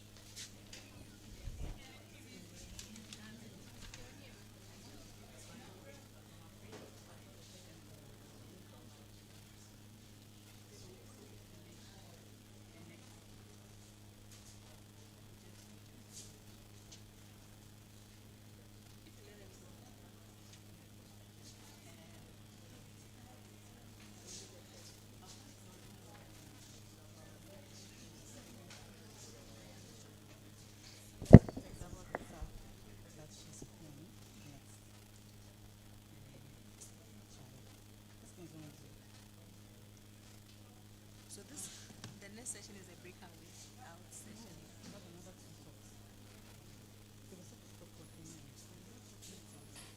Please tell them Margareta has not even. Yes. And then there's Daniela. Margareta is the only one I know on the thing. Hassan will do say Hassan. The way I worry. Everything about this too. Just to be sure, pharmacists are.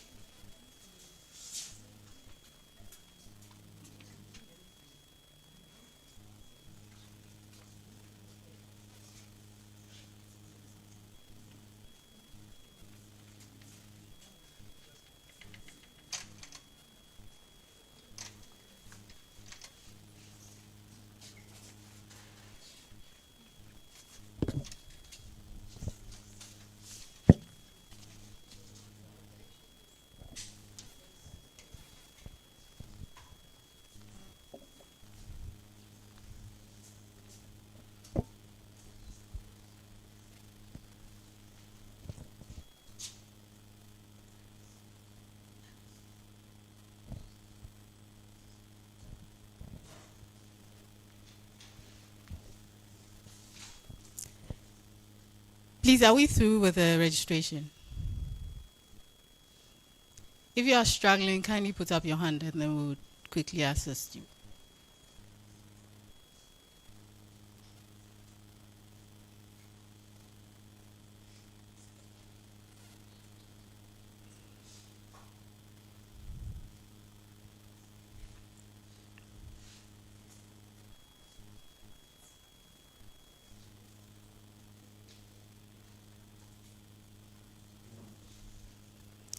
All right, since we've been sitting for a while, I'd just like to ask us to stand up for just about a minute to stretch out. You don't have to leave the room, just stand up where you are, kick your legs around, your arms around, just to get the blood flowing a bit. Can we please be on our feet? And stretch out a little. Hey, some of us like comfort. Just stretch out a little.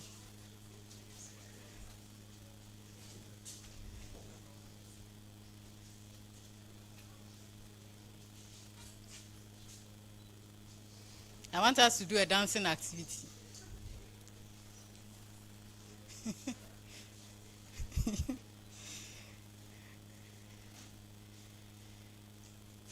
All right. Left hand out. Left. Do we have to bring you stones? Okay, left hand out. Right hand out. Left leg out. You can put your hands down. You don't have to keep them out. Right leg out.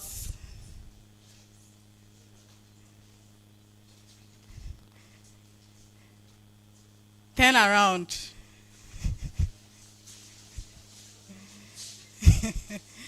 All right, we can resume our seats. Thank you.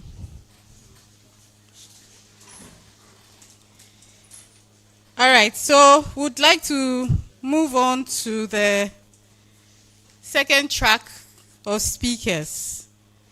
So for this track, we have Dr. Margaretha Odamientwi.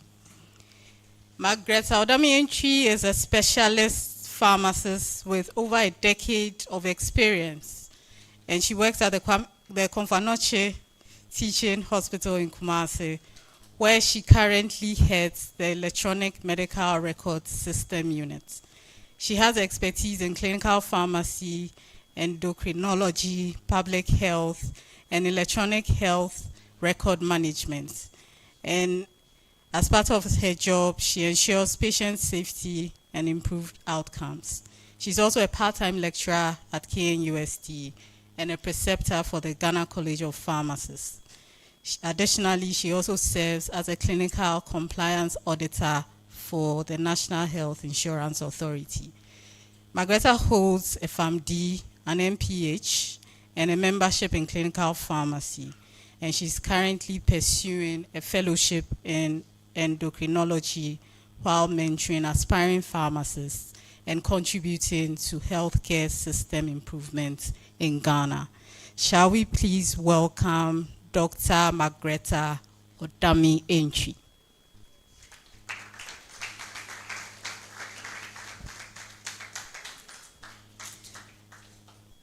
Margaretha, please, can you hear us?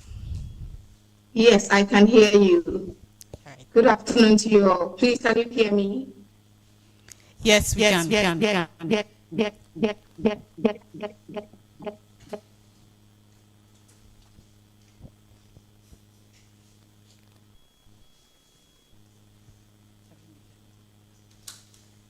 Hello, can you hear me? Yes, please, we can hear you. Yes, please, thank can you turn on your camera? My camera is on.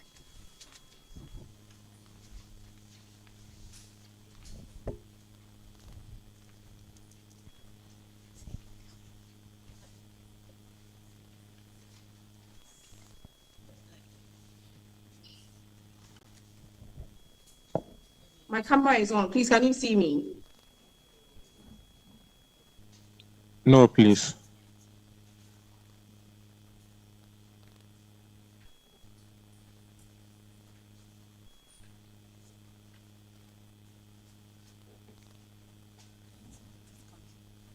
Please, can you see me now? No, please. Okay. No, please. My camera is on, so I'll try and work it out. Let's go ahead. So good afternoon to you all once. Okay, it's still morning. Good morning. Thank you so much, facilitators, for this program. And to you all students, thank you for staying through to this end. Like your member said, it's a time to learn new things here, and I hope that by the end of all this, you would have decided to join the digital space. As you rightly said, I work in the hospital space, and there's so many key things I picked from the two speakers who came before me. There are some skills indeed you need to have, but above it all, your curiosity and your ability to put this curiosity to work, and also you wanting to help. I think it's the major step in ensuring that you get into this space. So I wouldn't want to bore you with all the definitions of digital health, etc., which my previous speakers did justice to it. So thank you so much, Joel and John. Now, with my profile, you realize that I did some work for NHIE, and in the course of that work, I saw that there was a need to audit health information management systems. Now, previously, we were using the paper folders. Currently, we use the electronic health record system, where prescriptions, patient diagnosis, everything is captured online. So for this reason, patients also in the pharmacy, pharmacists are able to see the diagnosis patient encounters right there and there on their desktops.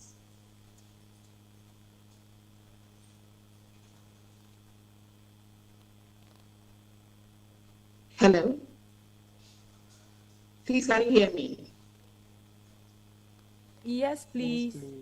But if Good. you can speak up a little.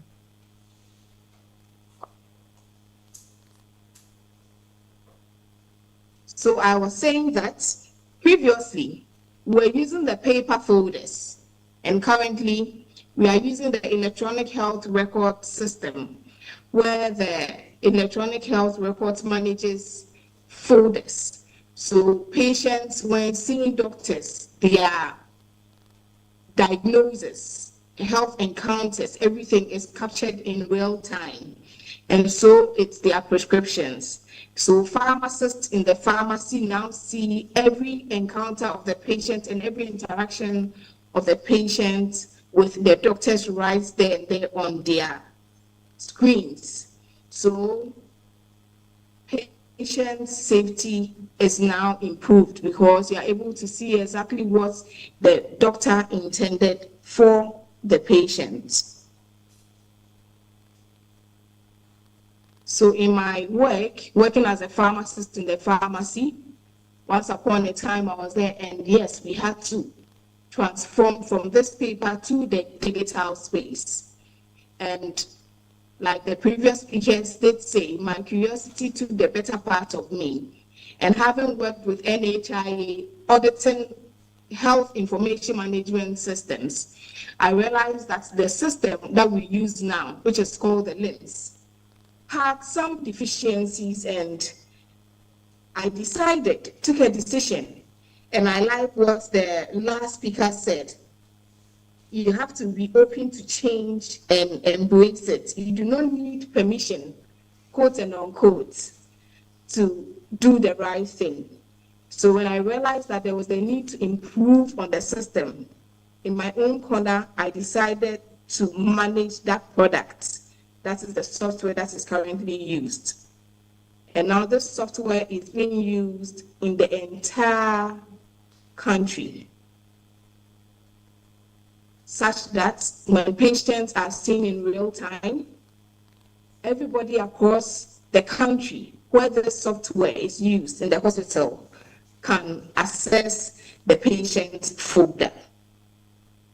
So you see that the importance of this digitalization has improved access to care and medications. It has reduced errors through automation. It has also improved efficiency and cost effectiveness of what we do. It has also enhanced patient engagement. I'll come to that. Somebody asked a question about the National Electronic Pharmacy Platform. It is integrated with this platform, which I will delve into it. So back to my curiosity, having realized that there were so many things that this system could be used for, I decided in my small corner to manage this product. So this helped to improve the system, and now what you see on the platform when you have the opportunity to see it is some of the things that we helped to improve. This, as I mentioned, enhancing the patient engagement has been linked to the electronic pharmacy platform such that when prescriptions are raised in the hospitals, when the medications are not available to be served in the hospital, prescriptions are sent onto this platform, and any pharmacy that is in the patient's jurisdiction can pick this prescription up and can be served, and this patient can walk to that nearby pharmacy to receive their prescription. And that is how the electronic pharmacy platform works. So prescriptions are secured digitally, and it eliminates the handwriting errors that we used to see with the paper prescriptions. And I must say that this has also improved dispensing efficiency. So as you learn how to get into this space, these are some of the advantages that we now have when it comes to digitalization of the pharmacy platforms. There are other areas too that have not been explored. We having to get medication reminders because, as I have described earlier, now prescriptions when generated in the hospitals can be sent onto a platform where community pharmacies can pick it up and serve these medications. The aspect of delivery charges is minimized because on this platform, once you are hooked onto it, the patient can get their medication close to them, where some of these pharmacies, I believe, are even a walking distance to these patients. So they can walk to these pharmacies and pick their medication where delivery charges is minimized. Now, in my field in endocrinology, it has helped improve chronic disease management because these diseases, as the name implies, chronic. So patients are having to deal with it every day of their life, and medications are received or are prescribed chronically and routinely. It also empowers the patient's self-care, where they can decide that today I would not go to the hospital to receive my medication. I can just sit and send a message or even push my prescription onto a platform to receive it close by.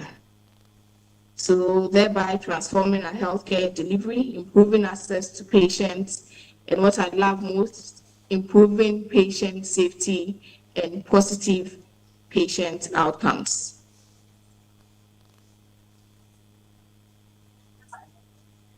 So there's less paperwork now, there's lower operational costs, there's better inventory management, which has also optimized the workforce use.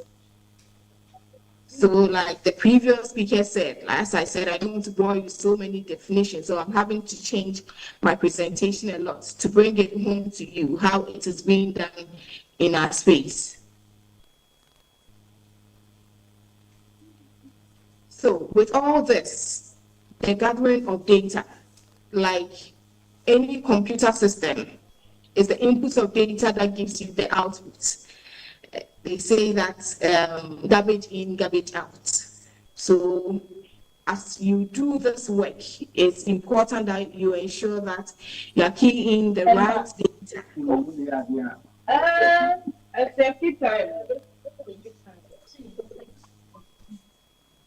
It's important that you need to key in the right data so that the right data can be churned out.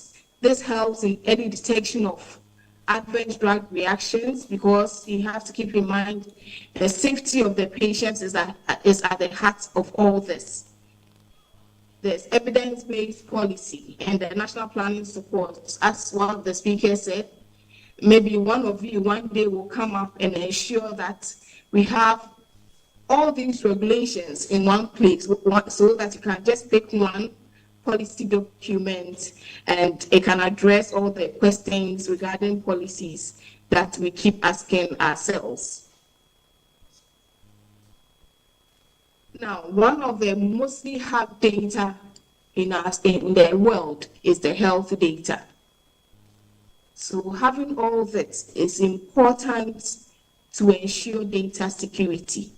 Now, what is data security? Data security is basically, as the other speaker says, CIA, ensuring that you are maintaining the confidentiality of the data that we are gathering. You are ensuring that it's available to the right people, and you're ensuring the integrity of the data, ensuring that you key in the right data. I mean, having worked in the hospital's health information data space, I have realized that the information that we are churning out lacks integrity. It's not the right information because we are not keying the right information at the right places. So as you are upcoming pharmacists who want to delve into this digital space, I would admonish you to ensure that you key in the right data at the right places so that your data has the integrity that it needs to hold, the accuracy that is needed to ensure that we can use these data to inform policies. So there's a need to ensure that there's the readiness in managing your passwords and access controls so that you do not leave this data in the hands of the wrong people. The other speakers also spoke about standardization.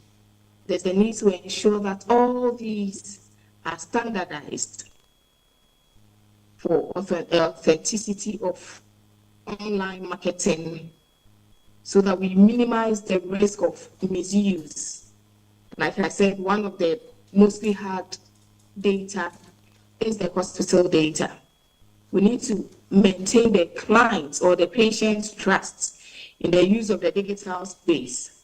And this rests on you and I to ensure data security. It's been observed the resistance among other healthcare workers. So in our space, we need to ensure that other healthcare workers, as a teamwork, we need to ensure that the other healthcare workers also come on board so that we improve their capacity. We also ensure that we improve their faith in the use of this electronic space and idea sharing and training of even our colleagues and other healthcare professionals in our space is very important. So having said all this, I promise that I'll keep my presentation very short because a lot has been said. So we need to ensure that there's a strong policy regulation so that patients and even healthcare professionals have trust in this digital space, because now that is where the world is moving, digitalization. So we need to ensure that we improve patients' trust and even healthcare professionals' trust in the work that we do, and also ensure public-private partnership. That is what the NEPP has tried to do. So with you and I, we can ensure that the digitalization of pharmacy space is improved for patients and everyone to come on board. So on that note, I'll end it here, and I'm sure that the questions will help to answer many more of your curiosity as you go on. So I give the opportunity to the next presenter to also share his thoughts on this. Then we take all the questions in all together. Thank you.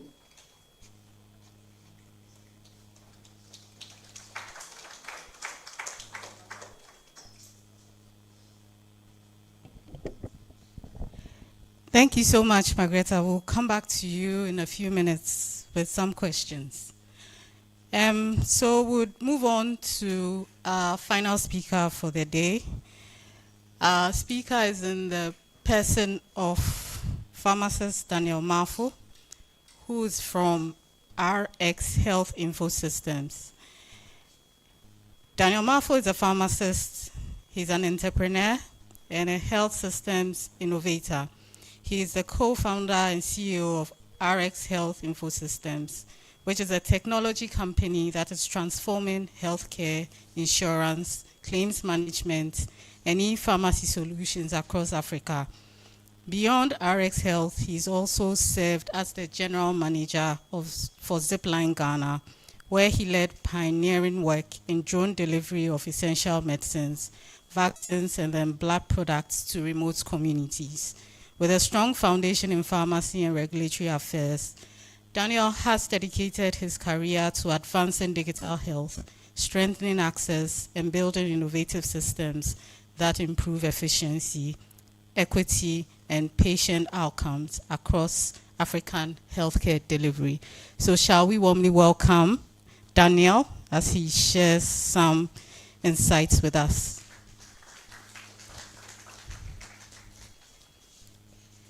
Hello, Daniel. Please, can you hear us? Yes, I can hear you. Can you also hear me? Yes, please. Okay. All right.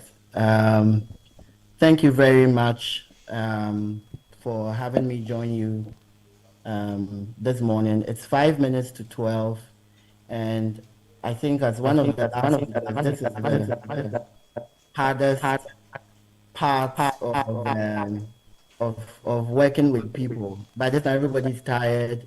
People are, or the breakfast is already leaving their system, and so people are not sure how to take this presentation. So I will just do my best to keep this as engaging and entertaining as possible, and then we continue from there. Can you all still see me? Yes, please. We can see All you. right, thank you.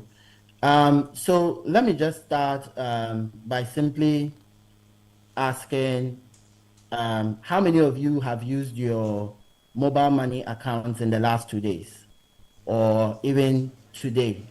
And how many of you have used Uber, Bolt, Glovo, or the most basic one? Let's say, how many of you have checked your TikTok or Instagram this morning? I am sure everybody here has probably done one of these things, right?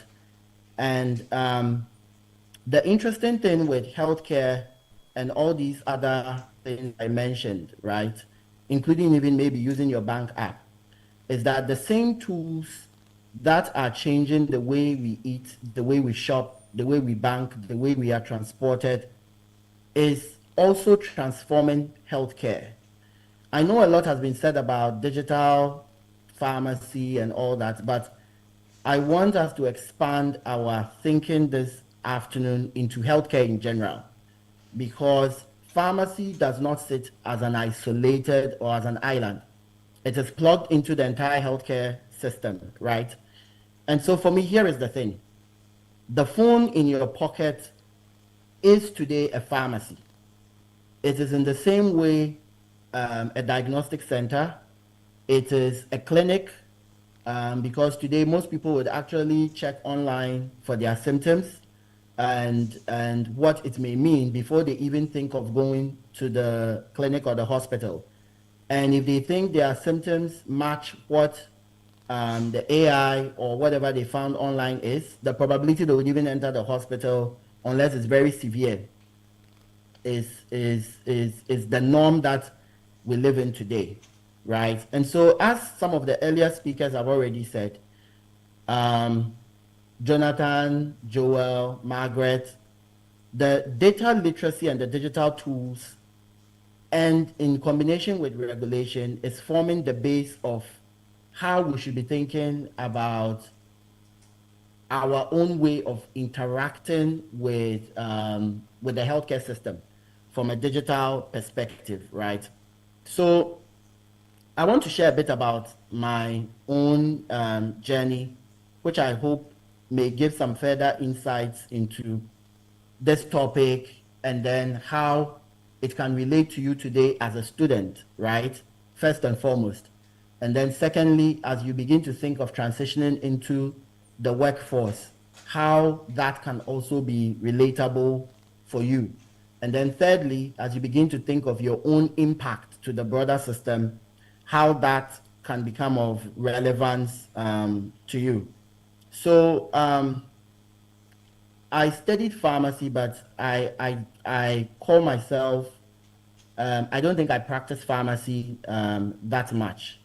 Coming right out of pharmacy school, I knew that the norm and the 3 or 4 main pillars of pharmacy that people knew, which is community pharmacy, hospital pharmacy, and then pharmaceutical marketing and repping, I knew it just wasn't for me.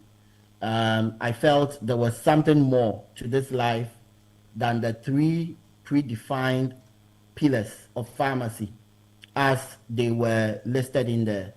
And so for me, my first phrase into the world was actually through regulatory affairs, working with dossiers and then submitting them to the regulator, and trying to convince the regulator, right, from my perspective, that they should look at the documents I'm bringing for my company on this drug we want to register. And I think for me, that was a very valuable first step into the world of understanding how to interact with the system and digital pharmacy. And I'll explain why.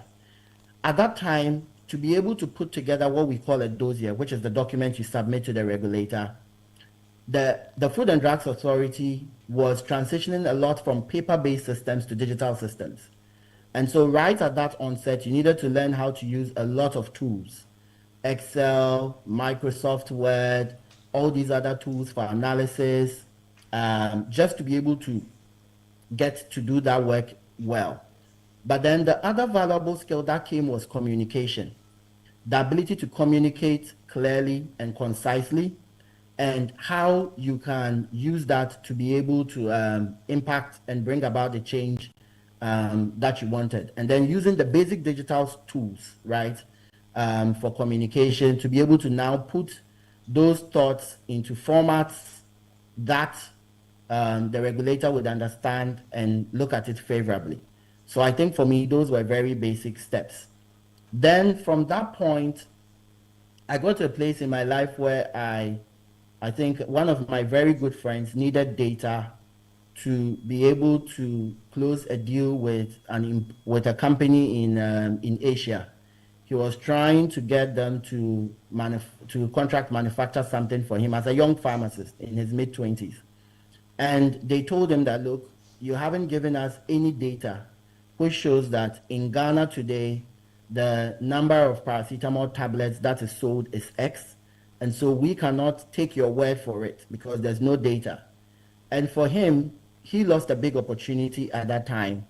But when he discussed it with me, it actually opened up the door for what became our first forays into digital health, which was we decided, why don't we think of building a simple tool that could enable us to be able to check with various pharmacies, various places where they aggregate number of medicines that have been sold in the market, and then use that to estimate the entire market size, right?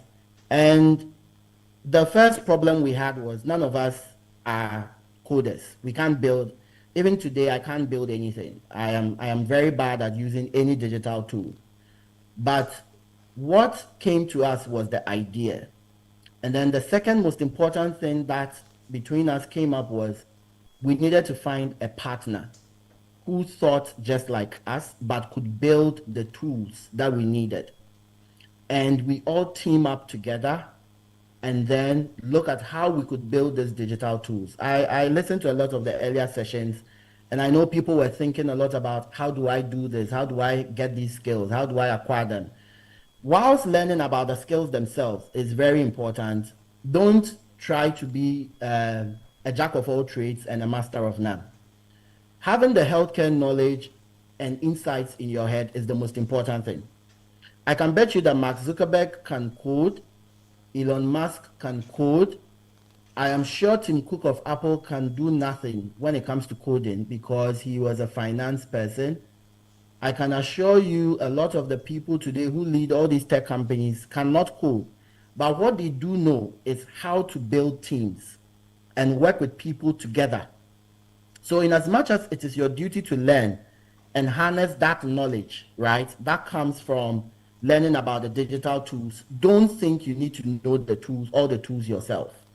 You can have an understanding, you can learn the foundation, you can learn the basics, but look for people who are experts but have the same mindset as you, and you can see how you can work with them, team with them, and be able to do amazing things from there, right?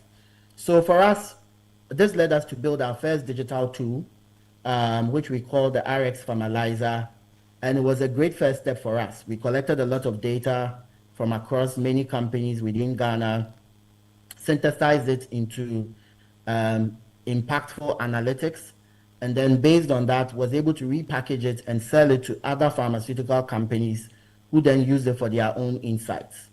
I think from there we became very curious and then kept on looking at how can you build more tools, how can we build bigger teams who really know how to use these tools, but they like the way we think, and then we can all work with them from there. And that led us on the journey of building RX Health.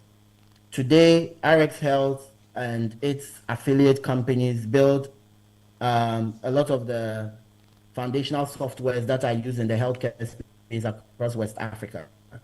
We build a lot of the platforms that health insurance companies, both in the public and private space, use. We were very instrumental in the development of the National E-Pharmacy platform and the policy thereof. We just built the National Telemedicine platform as well. And we are building AI systems for major national health insurance companies across Africa. And if I, as a pharmacist, can do this, then there is nothing that prevents you listening today from not being able to do similarly, right? And the next thing I'd like to talk about are the skills you should have. A lot has been said about the digital skills, so I will not talk too much about them. There was something very interesting I personally did in school, which I think impacted the way I think and look at the world a bit differently. I think in my third year in pharmacy school, I kept looking at my grades and I said, these grades will be fine. I don't have a problem with the grades. But are these grades going to carry me through the rest of life? Yes, I may end up being a pharmacist, but is it going to be enough? And that was a problem that bothered me for a whole semester. At the end of that semester, I decided, let me think about all the people who are leading the country, Ghana, and doing great things. How many are actually pharmacists? And I realized very few or zero were pharmacists. But I asked myself, what skills do they all have? And very quickly, it became clear that they all knew management. They all knew numbers. They all understood how to pick a spreadsheet and analyze it. And so I think in my level 300 to 400, I wrote CIM marketing courses, financial management. I had to go and learn spreadsheets, all that, before I finished pharmacy school. And the moment I finished pharmacy school and I got into my first job, which was at Iton Drugs as a regulatory affairs officer, those skills became invaluable almost instantly. It separated me from almost every pharmacist that was out there, and very quickly allowed me to rise through management, because at a certain level, all we are looking at are numbers. We are looking at the logic behind how you put things together, right, in a digital manner. And by being able to acquire those skills whilst in school, I came into the job market with skills that the bulk of my colleagues didn't have. And I know Joel loves topics like this and does a lot trying to educate people around things like that. But learning the digital tools is great, but having what we call life essential skills. Can you read a spreadsheet? If I ask any of you, if I put before you a management report, can you read it, analyze it, synthesize it, see the logic and the questions in there? Those are as fundamental to building a good digital system as to becoming a good leader and a good employee and eventually a good employer yourself. So I would not undervalue learning all these things as well. Then digital tools, there are many digital tools, right? And I think some of the simple things you can do for yourself, I know we talk a lot about the big tools, AI and all that. Simple things are you could experiment with social media. How many of you today, apart from your personal Instagram, TikTok accounts, have a professional TikTok or Instagram page where you are just pushing out content just on healthcare? I don't know how many of you have it, but you see, today's world, as you go through life, and you would find out your digital footprint becomes as important as your personal footprint and your academics. If a potential employer or a partner looked at your digital footprint and they saw that you have an account where you are trying to educate people around maybe reproductive health, there are common things you are learning in school that you are trying to educate your community using TikTok or Instagram and have built a following of 5,000, 10,000 people. It sounds like it's a plaything, but by the time you are done with school, that could actually be why you got employed, because you have a large social media following on a professional topic. And that is digital pharmacy in its own right. It doesn't have to be building the fancy platform or the AI tool. That is as simple as what you could do today to continue to build your own skills. And you see, the interesting thing is the more you learn, the more you understand technology. The more you do these social media things, the more you learn about technology. You begin to understand the algorithm. The moment you learn about the algorithm, it feeds into you becoming a better product manager. It feeds into you becoming a better analyst. It feeds into you becoming a better leader yourself. And so being curious about all these other facets is going to feed into the CIA strategy that Joel talked about: curiosity, information, and agency, right? If you can start by even creating simple things yourself, looking at the data, tracking them, and then connecting. Now, as I mentioned, I learned a lot of skills, but there was a lot of things I did in the connection angle as well. I volunteered to do a lot of things. If you hear of any company looking for volunteers to test an app, it doesn't even need to be in healthcare. Just volunteer and test the app. You are learning, you are building your CV, you are building your own skills. If you hear of there's a rollout of an electronic medical record system, and during the vacation they need people to go and check on it or read about it or go and monitor, volunteer and join. I know we all care about money, but sometimes the experiences and the learnings you pick today, by having a chance to work on these tools and platforms, can feed into how you become better when it is your own turn to be able to build these things yourself. If you hear there's a health hackathon, it doesn't even need to be held. It could be a hackathon on building anything. Just volunteer and join and see how, and learn about how your own mind functions and works when it comes to ability to work with a group of people to solve a problem with digital skills and digital tools, right? So I would say that a lot has already been said, and I don't want to belabor the point, but you should all think of a mindset shift here. Pharmacy is rapidly evolving. The future of pharmacy, whether retail, community, hospital, is not going to be the way it is today. I can guarantee you that. 10 years from now, when you are the pharmacist of the future, the skills you learn today will be applicable, but in a different format. Today at RX, I think in the last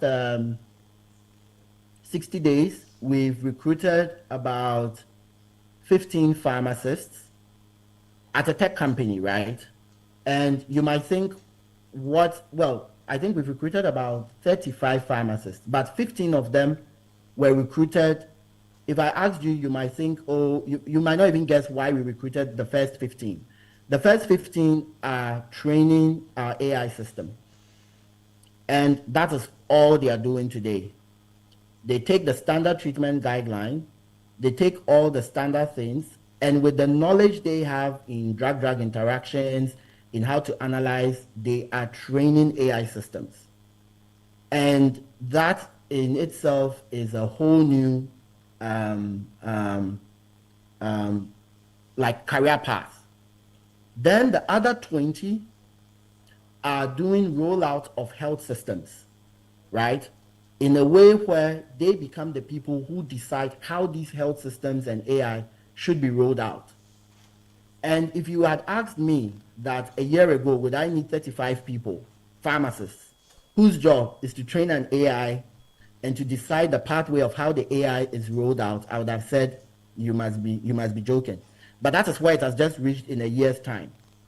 And so your skills today are applicable for the future, but it may not be used in the same format and way you are thinking. I would like to end here by saying that your health knowledge is very important. The tech skills and understanding of the tech market is supreme, but learning about the business side of it and knowing how to communicate it would go a very, very long way in shaping how you become a useful member and part of the future system of how healthcare is delivered. So ask yourself after this, would you probably think of posting one health explainer online or starting an Instagram or a TikTok account where you post simple things? Would you maybe just love to build one simple spreadsheet to track something meaningful and feed it into ChatGPT or another tool and see what insights come out from there? Would you love, within the next couple of months, maybe to reach out to Jonathan or to Joel and see if AxMed or M-Pharma needs volunteers, right, to work on one of their systems or tools, just to give you an insight into how these things are done, right? Or you'd probably start one micro online hustle just to learn about the algorithm and how it pushes things and shows it to people, right? But that is where the world is going. And so I would love to pause here and see if there are any questions, comments that would come, and I would do my best to answer them. Thank you. Thank you so much, Daniel, for that insightful talk and very thought-provoking questions. Even I'm standing here thinking which of them I'm going to do in the next few weeks. Would like to open the floor at this point for questions. So if there are any burning questions, you can put up your hand and I'll bring you the mic. As we did for the first round, please introduce yourself first before you ask your question. And for those of us who are online, please feel free to use the raise hand function and then we'll give you the opportunity to speak. Any questions, please? For both Daniel and then Margreta.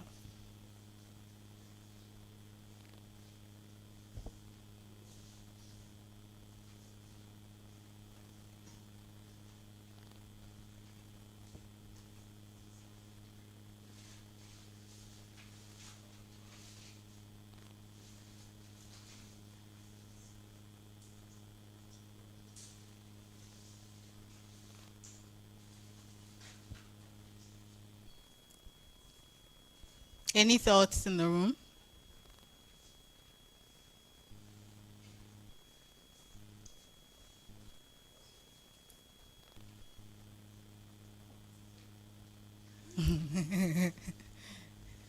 The future leaders.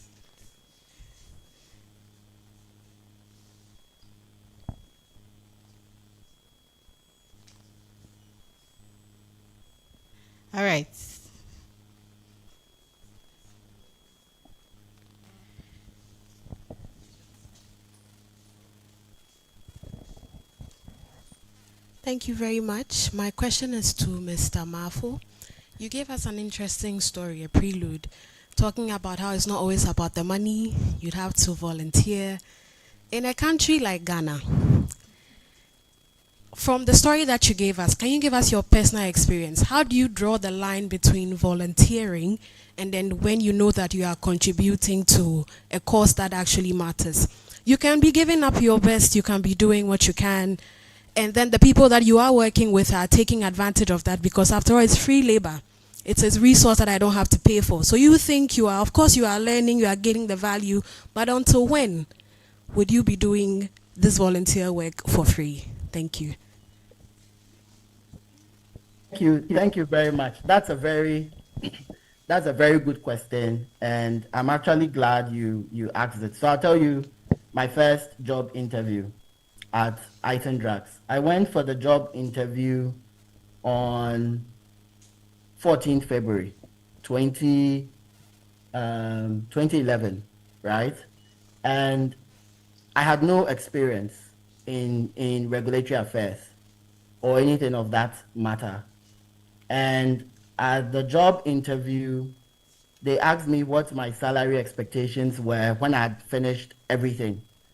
And the question, when they asked me, I asked them a question back that how much are they willing to pay? And I think at that time they mentioned something. It must have been 1,100 cedis or 1,200 cedis at the time.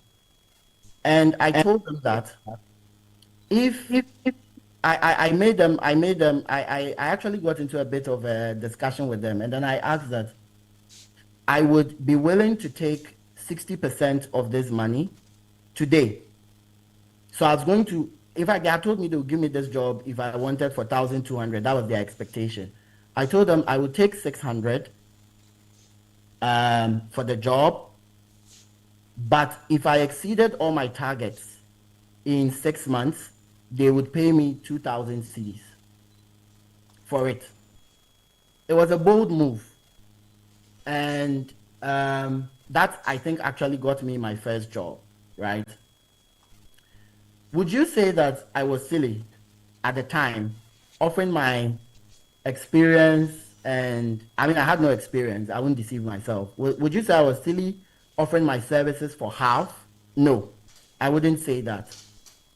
I traded off a short-term gain for a very, very long-term vision and goal.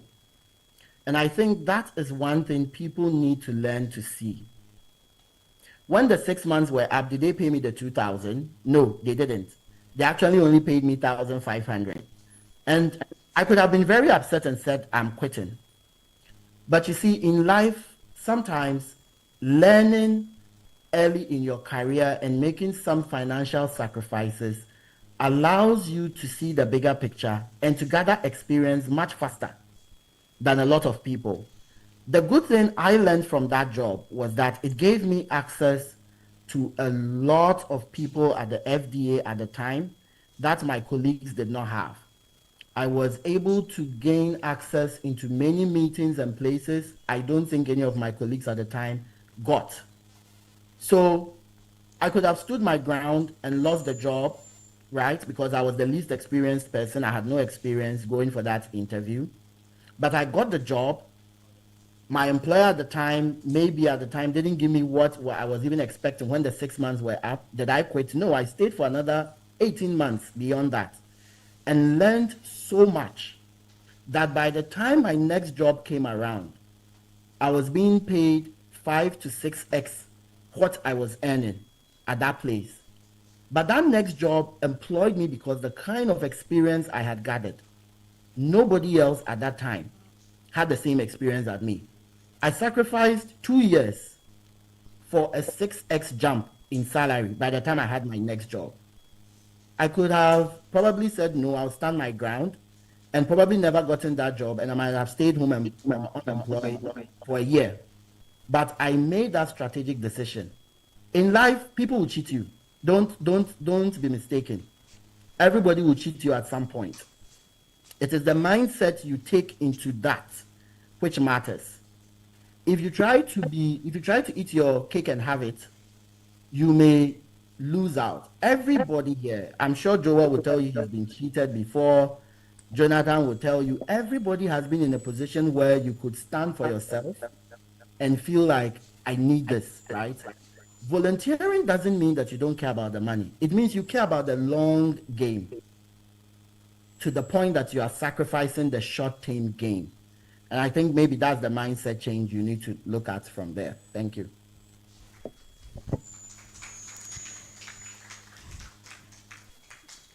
Thank you so much, Daniel.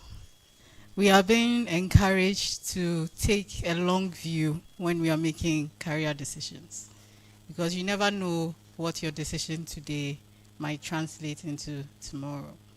Please, any more questions? I can see a hand. Right. S for Solomon. Thank you so much. So I think before this program, few months, I was doing some research on career pathways, future career pathways for pharmacists. Unfortunately, this program is actually it's like talking about the same thing. So, and I saw e-health, digital health as well. But then choosing a course to do that can lead you into that. Sometimes we become a bit confused because you have not reached there. So I want to ask them with their experience, health informatics versus data science, the two, which of them is really, really relevant in this e-health and then digital pharmacy that we are talking about? Because I'm really interested in those IT stuff. Thank you.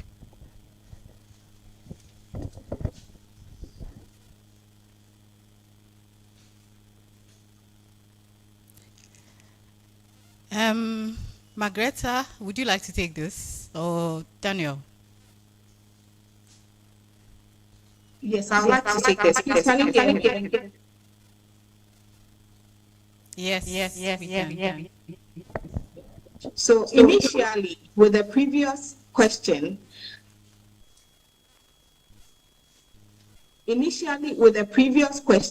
I wanted to add on to what Daniel shared. In fact, we won't come and sit here and let you think that we knew it from day one. I think that's what the other speakers have tried to drum it home to you. In fact, as I sit here, I'm even now learning that product management is another area that is being paid for, because that is what I have done for the past 5 years for the software that we use in the entire country. And so yes, when you start working, as Daniel shared, you won't be paid as much as you wish you would be paid for the services that you render. But it's a learning curve that you get so much experience for your next level in your career. Now, to the question that you just asked, this person just asked, health informatics or data science? I think the previous speakers expounded on what to learn. The conclusion is you have all it takes to delve into these areas. So yes, be as it may, learn health informatics, learn data science, but you learn most of the things on the job. But you need the skill to be able to apply what you learn in the classroom to what you do. Your pharmacy practice, clinical, whatever you are learning now, the lab experiences you are having now, all will come to play wherever you find yourself, even in the digital space now. Now that I have the platform, quickly, I'd like to answer a question in the chat box. The question is, how do you manage the clinical aspect of pharmacy and the non-clinical aspects of pharmacy that I do now? It's basically your interest and you managing your time appropriately.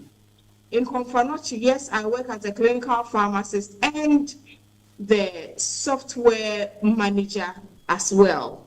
So I ensure that I have days where I dedicate entirely to my clinical practice. As for the software management, it's a day and night affair. It's a 24-hour service that you render to users to give them support so that they can utilize the system efficiently and effectively. Thank you. Thank you very much, Margareta. Daniel, please, would you like to add something to what Margareta has said? No, I think she said it all. So we'll wait for the next round of questions. Thank you. Okay. I hear there's a hand up on the Zoom platform.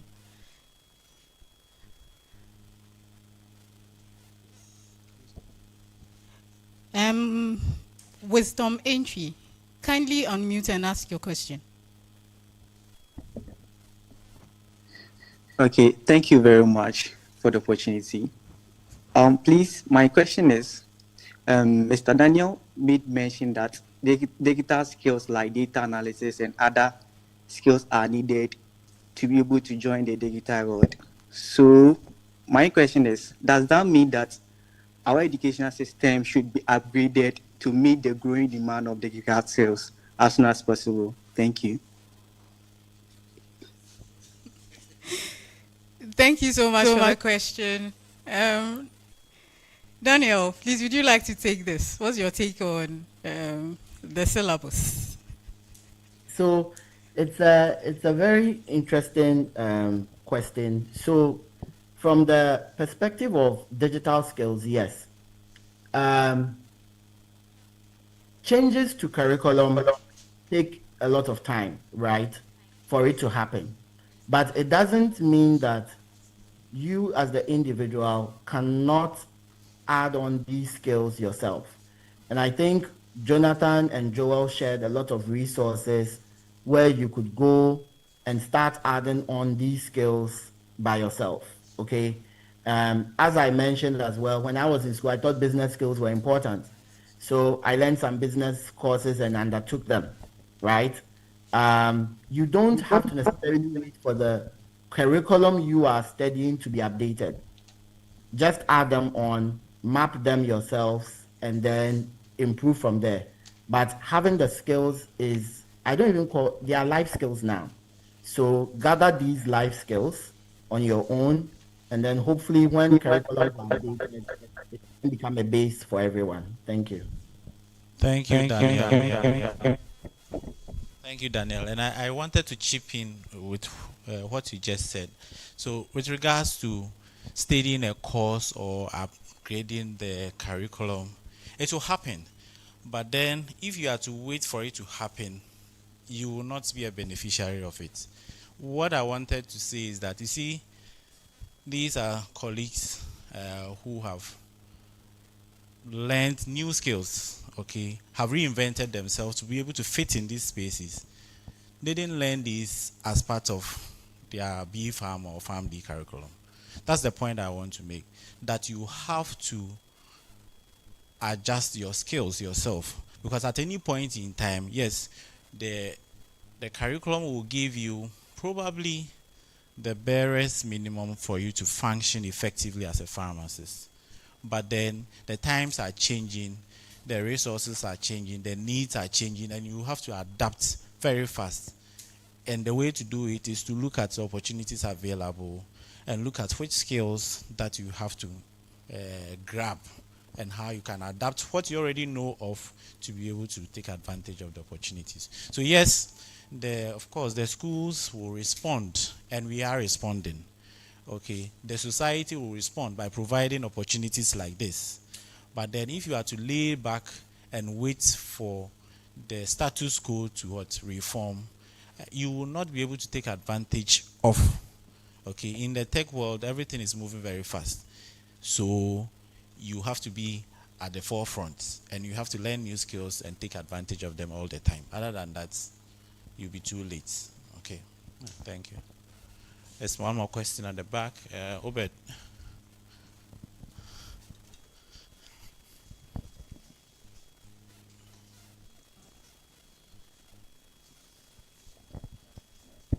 Thank you very much. My question goes to Mr. Daniel. And in setting up RX Health and in expanding it, what were some of the critical problems you encountered and how were they managed? Problems. We still have problems though. There's always going to be problems. I think in work, in employment, there's always going to be challenges that will keep coming and you need to surmount. But as a base, I think I would say some of the early problems we had was finding the right people to join the company and to join us, to work with us. And that meant we needed to look at ourselves and what our own strengths and weaknesses. So for instance, I like to think big picture.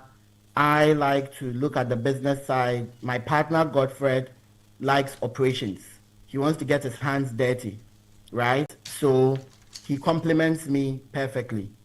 Our third partner is an IT backbone, but he loves healthcare and things just like us. So that was very important. Then when it came to people who would join us to work with us, in the beginning of any company, you don't have money to offer. You have limited resources, but do the people share the same vision, the same passion as you, and would be willing to work with you through that period? And I'm glad to say that we have people who have worked with us for the past 10 years, from when we had very little money to offer them till now when they have enough. But the key thing was they wanted to be with us. So I'll say that was one. The second thing, the second challenge that we really faced was we were very young. And so finding people who would look at young people in the African setting and say that I want to give you an opportunity for you to do this for us is very, very hard. And linked to that is the question I talked about, being cheated, right? Look, we met people who wanted to buy the company from us for peanuts. We had clients who wanted to pay us a rate where we know we'll be bleeding money, we'll not even be making a profit. Actually, we took some of those businesses because at a point, you just need to prove that your system works, that the system is viable, and you have clients, right? It's different from profitability. So we had to balance those, not things which will make us completely bankrupt, but things where we needed to bleed a little money and manage it, okay? So I would say having people trust us as young Africans, and you'd be surprised that some of the biggest challenges we had were from pharmacists, senior colleagues who would look at you and say you are too young. When I did pharmacy, you were probably not still in pharmacy school. So how can you come and train me or teach me this, right? And the next thing was, don't be shy to step out of your comfort zone. Almost all of our earliest clients were non-pharmacists, but they were running healthcare or health-related companies, and they respected us for our views, coming as professionals. And so that made a huge difference for us. Yes, but it's not easy. I'm not going to paint a picture that's easy. It's very, very hard if you want to break out into that space. Today it's much easier, but yeah, we had challenges ranging from finding the right people to work, managing limited resources. There were times you were paid. I don't think we made any money for about the first 3 years. In fact, there were points we were pumping in our own money. But those are all very important things to do if you understand the vision and where you are going. Yeah, thank you. All right. So we probably take the last question and then we will go to the next session. Okay. Thank you very much for the opportunity. So I'm in the person of Jones Agri-Kweju and the immediate past president of University of Ghana School of Pharmacy. I'm in the person of Jones Agri-Kweju, the immediate past president of the University of Ghana School of Pharmacy. So I've had a chance to use the National Electronic Prescription Platform, and there is a new feature which is called the Pharma Care. So I wanted you to throw more light on it as to what the PharmaCare new feature is being used for. Thank you. Thank you. You mean the PharmaCare feature of the NEP? The PharmaCare feature on the National e-health platform, right? Yes. He wants to know how we can utilize that to impact pharmacy practice. Okay, thank you. So that particular feature is essentially to help. Well, it has two reasons it is there, and I think at the appropriate time, Pharmacy Council would really throw more light on it. But it is meant as a system where it will integrate backwards into other tools like pharmacovigilance to track, to report certain issues that come from medication usage. It is also going to highlight and feedback into other national systems, right? In terms of if people come to the pharmacy, what other things were done for them there from a regulatory perspective. So that is why that feature is there. I know it has been enabled, but the Pharmacy Council is really going to do a whole activity around that shortly. So what I do know is it's going to feed back into national systems. It's going to help overall patient management from the pharmaceutical care aspect, very relevant, and some of these can be documented easily as well. Thank you. Thank you very much, both Daniel and Margreta, yes, okay. And there was one more person online, Action. I don't know if he's still online and he has this question. Otherwise, he's still up. Action, can you give us some action with your question?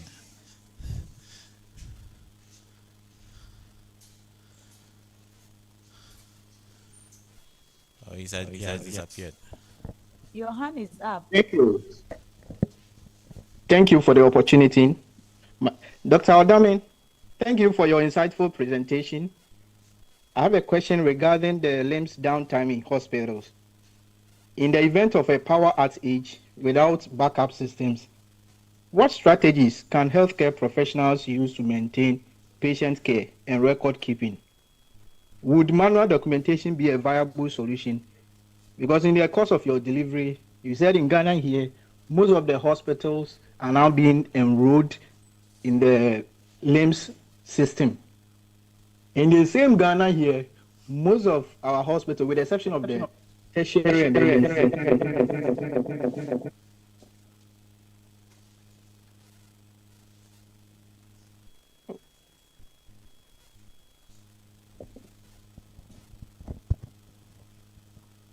I think the question is clear. So, what will happen to downtimes? How do we manage downtimes with LIMS? Right now, that's all our electronic health records. All our health records are going electronic. What happens when there's a downtime, and how do we manage such downtimes? Margareta. Okay, thank you very much. So there's no turning back. Electronic all the way. So as part of what I do, yes, there's been a recommendation to get the offline mode such that when there's a downtime, patients' records can still be accessed. And I can boldly tell you that that is being done, and a lot of work has gone into it. There are some challenges now, and that is why the rollout is stalled. But very soon, once everything is, all the discussions are done, that aspect will be rolled out. But I would always take you to practicality. What we do in Confanoche is, so I have a very big team that I manage. We always have, at every point in time, every patient record saved. We have a way we are doing it.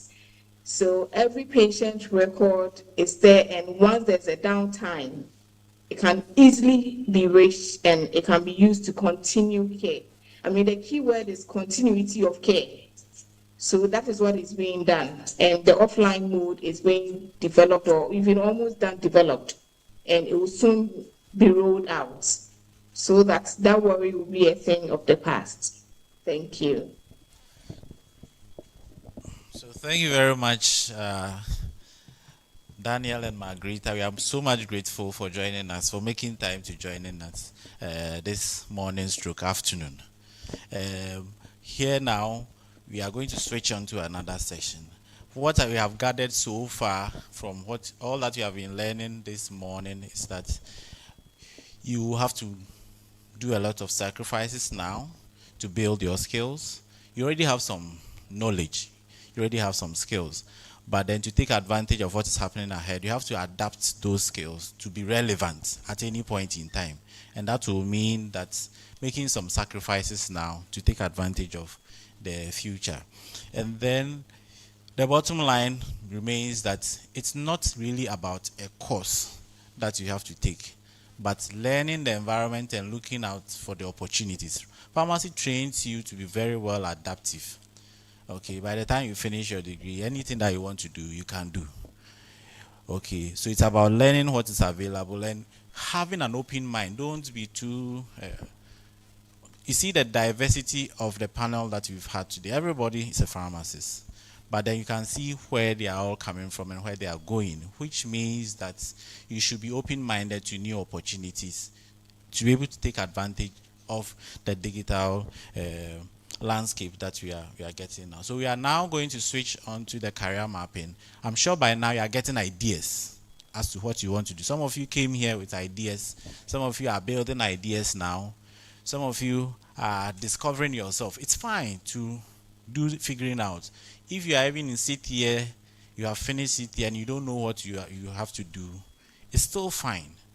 Okay? Yes. You still have to do figuring out to know what will work for you. So if you don't know specifically what you are going to do, don't worry. That is still fine. Nobody is self-made. None of these experts that we've spoken to this morning had an idea that this is what they were going to do in the next 10 years or 20 years. So it's fine. Just have an open mind and keep figuring out. So as I said, we are going to switch, and I'm sure Priscilla will do some exercises before we switch on to the next. Okay, we are giving you a heavy dose of innovation and something to chew on. So don't worry, when you finish, you'll be well compensated for your time. Okay. All right, Priscilla.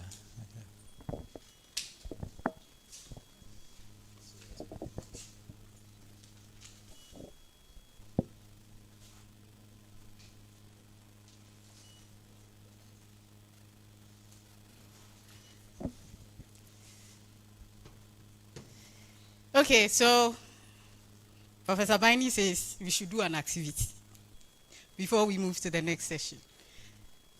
So we want to do something very simple, which I usually use in my workshops to get the blood pumping. We are going to use our bodies to spell a word. And since I have the mic, I get to select the word. Okay, so the word I have selected, especially since we are in Cape Coast, is coconut. C-O-C-O-N-U-T.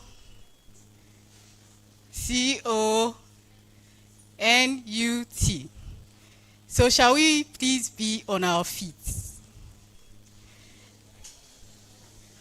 We are going to spell the word coconut with our bodies.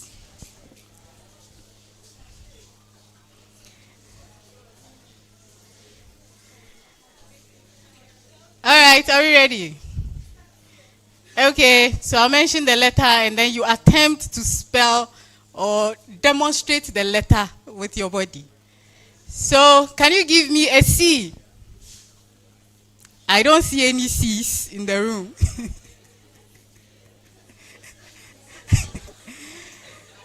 Can you give me an O? Are you for sure? Another C. And then another O. And then the very challenging one. Give me an N, capital N.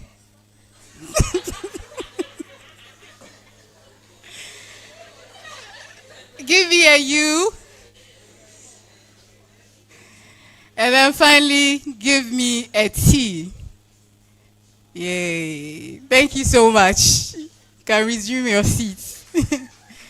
All right, so like Professor Baini mentioned, we are moving on to a session called the career mapping session. So we've had some time to deep dive into some of the careers that are in the digital space.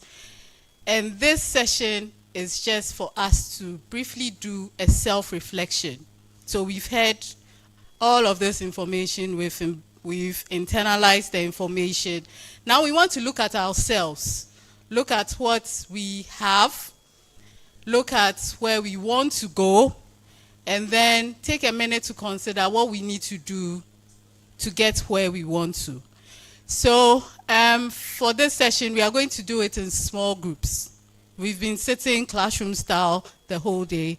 This time we're going to do it in small groups. So I'll just come around and then help us quickly put ourselves in groups. There'll be one person to moderate the group, to guide you through the process. For you to be able to do this mapping, we have to use a form. And please, can I get the QR code? Okay, kindly scan, so I'm sure it is the code. There are also some printouts in the room. At the back, we can distribute the printout of the QR code. It's supposed to take you to a career mapping form.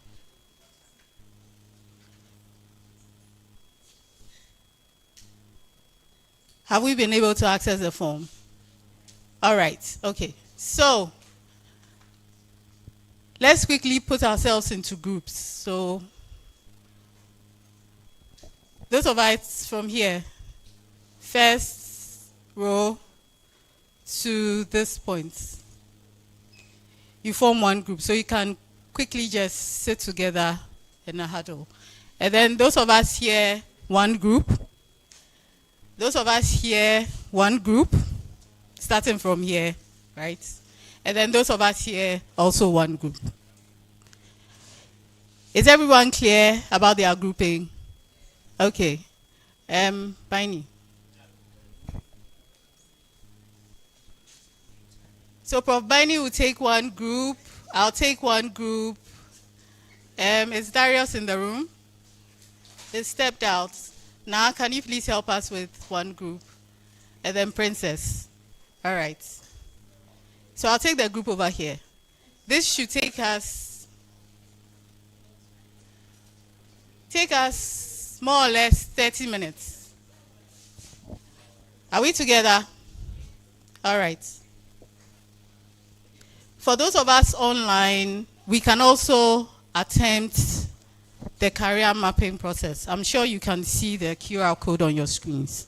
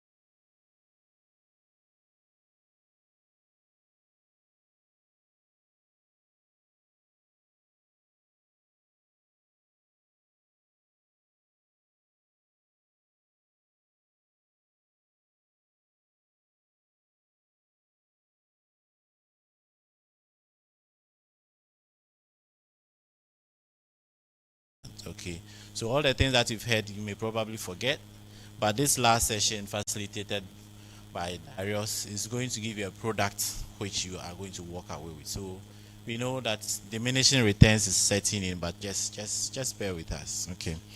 So Darius Obin Isa is a pharmacist with diverse experience spanning community pharmacy, hospital practice, and what you call repping.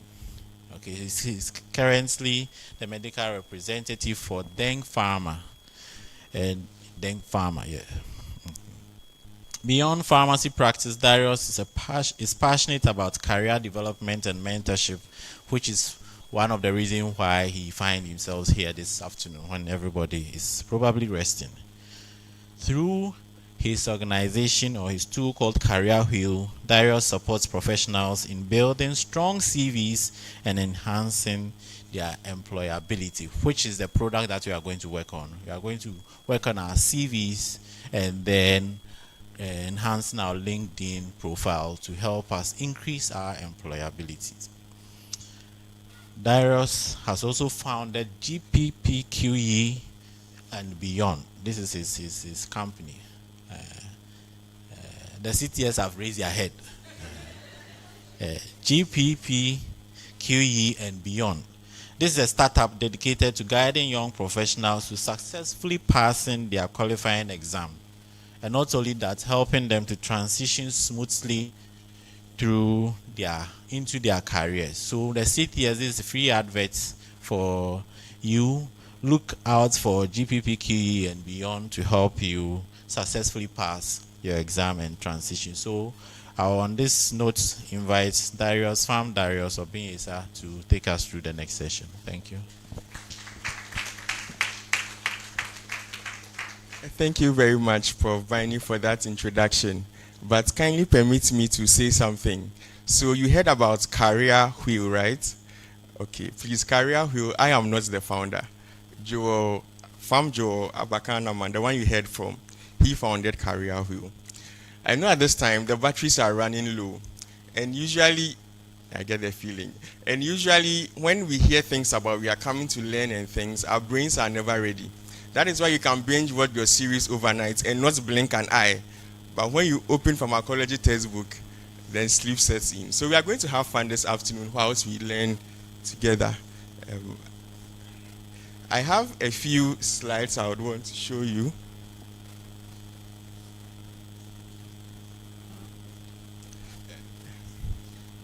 Just a few minutes, it will come. Oh, minutes is long, seconds, it will come.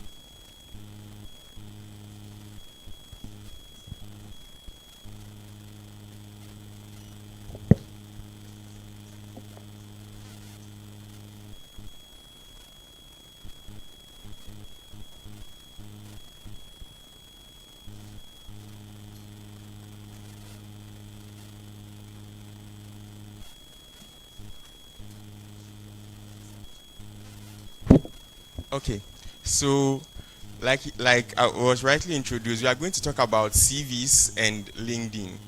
CVs and LinkedIn. How many of you here have CVs? Can I see by hand? Okay, quite a number of you have CVs, and that's impressive. My next question is, who is bold enough to tell me how long their CV is? Those that have CVs, how long is your CV? There's someone at the back. No, Prof. Man, so this one I won't call you. Please, those that raise your hand, how long is your CV? I mean, how many pages? Okay. Your CV is 5 pages. But if you're going to submit it, it won't be more than 2 pages. Anyone else? 2 pages. So the first, okay, now it's up. Let's go through then. We'll come back to this conversation later.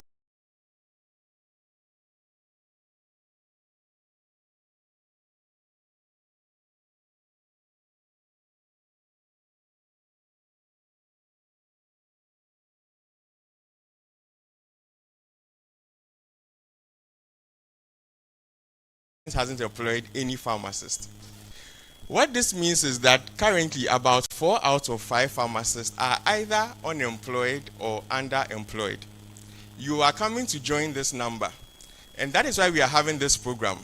Not to create despair or make you lose hope, but make you see the future brightly and prepare you to step out into the working world. This is something that it's important to all of us, and that is why we are having this conversation. My first question is, if you should Google your name, what will come up? I tried this, and for other people as well. What was interesting was that LinkedIn accounts came out first. The reason is because you may have other social media platforms like Facebook, Twitter, and other things, but those may not usually carry your original name. LinkedIn, however, is a professional social media, so that has your name, and usually when you Google, that usually comes first. LinkedIn is an extension of your CV, and that is the first impressions that people have about you. And that means opportunities in a land where we see that there is an emerging problem. So we'll start by talking about CVs. What do you see on my slide? Yes, you are up to date. iPhone 17 Pro Max. I'm sure you may be wondering, why are we talking about 17 Pro Max and CVs? When it comes to market valuation, Apple is worth $3 billion. It means that they are good at marketing their devices. That's how come people are interested in it. If you watch Apple keynotes, they usually have a slide like this. This slide usually says a lot of interesting things. Look here, it can say best battery life ever. It will not say that the phone has a battery. It will say 48 megapixel Pro Fusion camera system. It will not say it has a back camera. Front camera, it says center stage front camera. It will not just say front camera. If you go on to a next Apple product like the AirPods 3 Pro, right? It says heart rate sensor, dust and water resistant, 65% plastic recycled is what they use for it. And I find this one even more interesting, the Apple Watch. It says it can detect irregular rhythms of the heart. It can detect hypertension. It has 5G, fast charging. What am I pointing at with all of this? One simple thing. Apple will usually tell you how well their devices do what they are supposed to do, and not just what the devices contain. I'll repeat it again. They will tell you how well their devices work, and not just what they contain. This marketing has helped Apple to become the $3 billion company we are talking about. Your CV and your LinkedIn is a marketing tool. That means we can learn a lot from Apple. What can we learn from Apple? We'll come to that very soon. But generally, your CV will have these sections. There will be a profile. So at the profile part, don't worry if you can't see. I'll tell you what is there. Your name, your location, your email address, and maybe a link to your LinkedIn account. Then you have a professional summary. Usually 3 bullet points. The first one, what your experience has been. Second one, your major achievements. And the third one, whichever job you are applying for, what you seek to do there. You also have the skills section, where you have to state skills that you have for the job you are applying for, usually industry skills. So if it's hospital practice, you are thinking about maybe medication therapy management. If it's sales, you are thinking about presentation, negotiation skills, amongst other things. There is also education and achievements. So if you're a PharmD graduate, for instance, it can be there. If you are the president, I heard some say that it can be there, right? And then the part that takes the most of the chunk of the CV is the relevant experience. And this is the part that most of the times professionals get it wrong. So in this few minutes where we are going to have this conversation, we'll talk about how to work this out. I want to ask you, imagine you're a hiring manager for a company and people have sent in their CVs. Let's call this pharmacist A. He has sent his CV applying to be a medical rep, and this is what he has as a bullet point. Achieved sales target of assigned portfolio. Pharmacist A.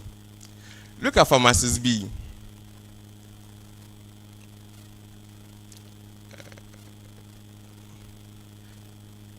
It will come.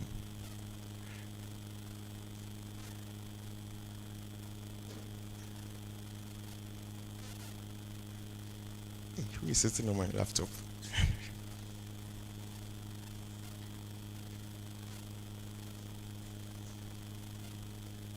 Interestingly, it's showing on Zoom. I don't know why it's not showing in person. So I'll read what Pharmacist B has on his CV. Maximize sales by 105% versus target. Within the first 2 months on the field of an existing SKU, leveraging exceptional stakeholder and ACB engagement strategies. Between these two pharmacists, A and B, which one would you employ? B. Why?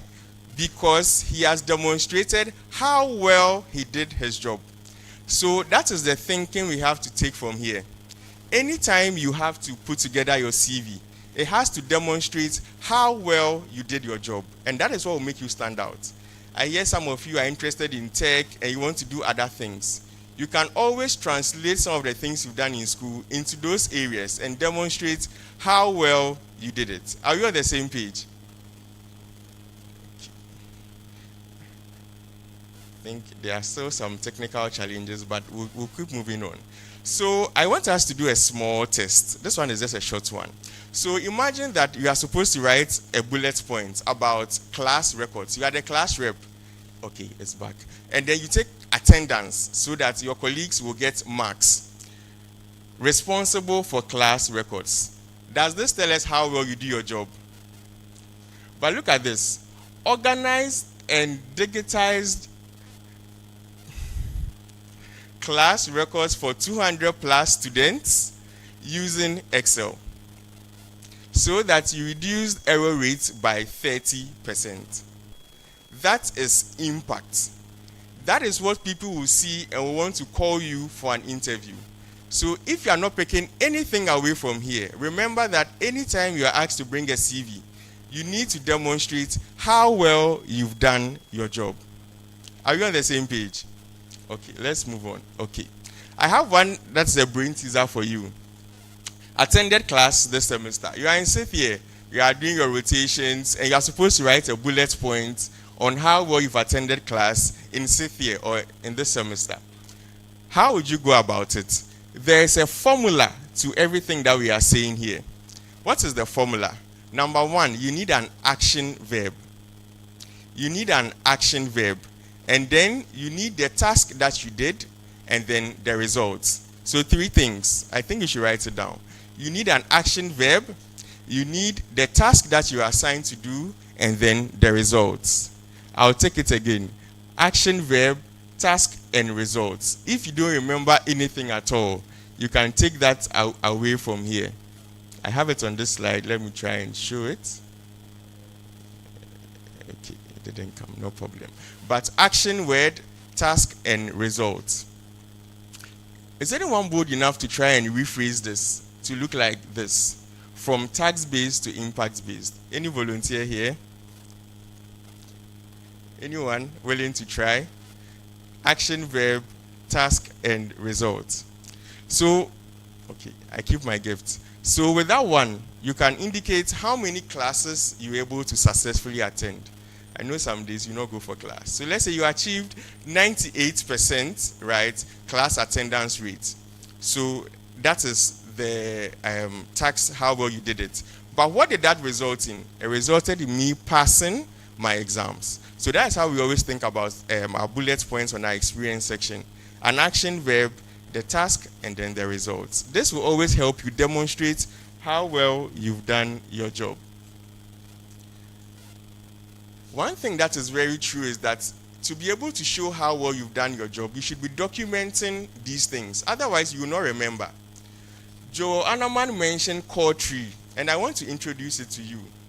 You can sign up for free and document interventions you do, whether in the community pharmacy or in the hospital. When you do this and you are done with fifth year, and let's say you want to be a community pharmacist or you want to be a hospital pharmacist, it will be easy for you to quantify your achievements and demonstrate it on your CV. So remember Core Tree. It will help you to quantify your achievements so that you stand out. Remember, you are fighting for this job with more than 2,000 people. How well you can do the job is what will make you the preferred candidate over another person. Like I said, your CV is your marketing tool. So you need to invest time in it because that is what is going to determine how your career prospects will go. No matter how good you are, if you can't translate that onto your CV to be called for an interview, you will not get a job.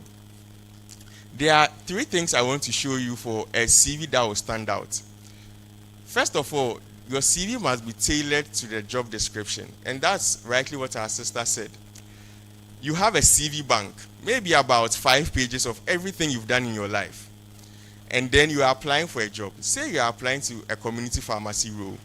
You tailor your CV to that role, meaning that you pick out experiences that shows that you can be a good community pharmacist. So for example, if you have experience in hospital, which of them would you want to be on that CV? Maybe you can talk about interventions, because you do that in the community pharmacy. You can talk about patient counseling, because you do that in the community pharmacy. But what about ward rounds? Would the community pharmacist hiring manager pick you because you are good at ward rounds? It doesn't fit. So you always have to remember that your CV that you are sending for a job must fit what they are asking for. It should be clear and concise. Like we said, a lot of people are applying for jobs, and hiring managers will not spend more than 5 minutes on your CV. If you have 300 CVs to review, how many minutes would you spend on one? So the way you present your CV is very important to determine whether you would even be considered or not. Let's come to LinkedIn. So LinkedIn is like your digital CV bank. Because on LinkedIn, you can put everything that you've done there. And that is why the address to your LinkedIn is supposed to be on your CV. The hiring manager, if they want to know more about you, will go to your LinkedIn account and see every other thing that you've done. That will make you a standout candidate for the potential job. So there are lots of similarities between a LinkedIn account and a CV. I'll only highlight the parts that are not similar. The first one is a professional photo. We said LinkedIn is a professional social media site. What it means is that you need a professional photo, not a selfie or group picture. I'll show you what that looks like. You also need a headline, okay? And then you need an about section or a summary. If you can see, there's an example of a professional photo for LinkedIn. The headline is supposed to be what you are interested in or what you are doing now. So if you're a student, pharmacy student, or aspiring pharmacist, data enthusiast, community pharmacist, and any other thing you're interested in, let me show you how this practically looks like. I've picked some people's LinkedIn profiles, and these people, I know that they'll be kind to me, they will not beat me up.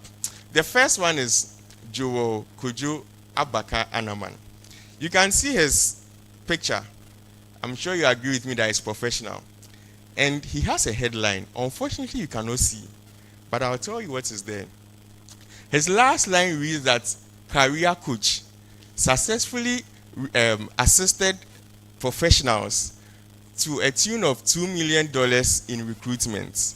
What Joel is simply saying is that when you put all the people he has helped together in getting jobs, how much they are earning is $2 million.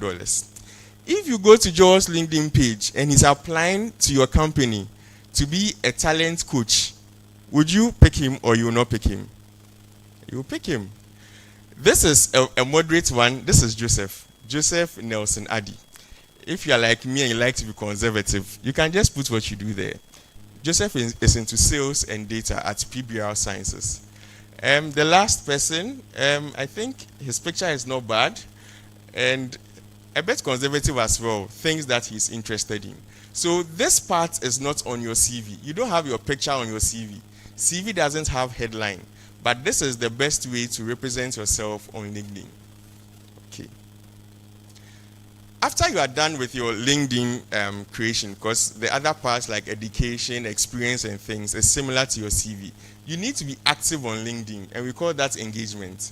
So number one, you need to post. What do you post? Anything you are interested in about what you are doing career-wise. So for instance, today, you can post on LinkedIn what you learned from here that you are willing to apply. For all you know, some of you are saying that you can't find mentors in what you want to do. LinkedIn gives you access to professionals all around the world. You don't know who will find you if you can't find. You need to also comment so that you are visible. When people post and you see those posts, it's good to comment so that you are visible. And also you can join groups like practice groups or any groups that are related to the fields that you are interested in. LinkedIn also allows you to network.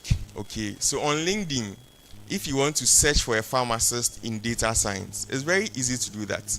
You set your location to Ghana, you search pharmacist data science, and you see quite a number of pharmacists in that field. And you can send them what we call a connection. You can do it in 3 ways. You can just send a connection, which will just go blank. You can add a long essay, or you can just add a short message. Hi, Joseph. I'm impressed with your transition from community pharmacy to becoming a health analyst. Can we connect and talk more about this? When you do that, people are always ready to assist you with whatever information that you need. So remember that when you are sending connections on LinkedIn, especially for target fields, add a message. They will connect, and it will not just come as a connection, it can start a conversation. Let me share a story here. When I transitioned first to be a medical rep, I connected with one pharmacist called Farm Hammond. He was one of the pioneers of Novartis in Ghana. I had never seen him before, but I sent him a connection with a message. He accepted, and we ended up on a WhatsApp call. It is possible. I hope I've not touched any nerves. Mistakes you need to avoid on your CV or on LinkedIn. Number 1, typos.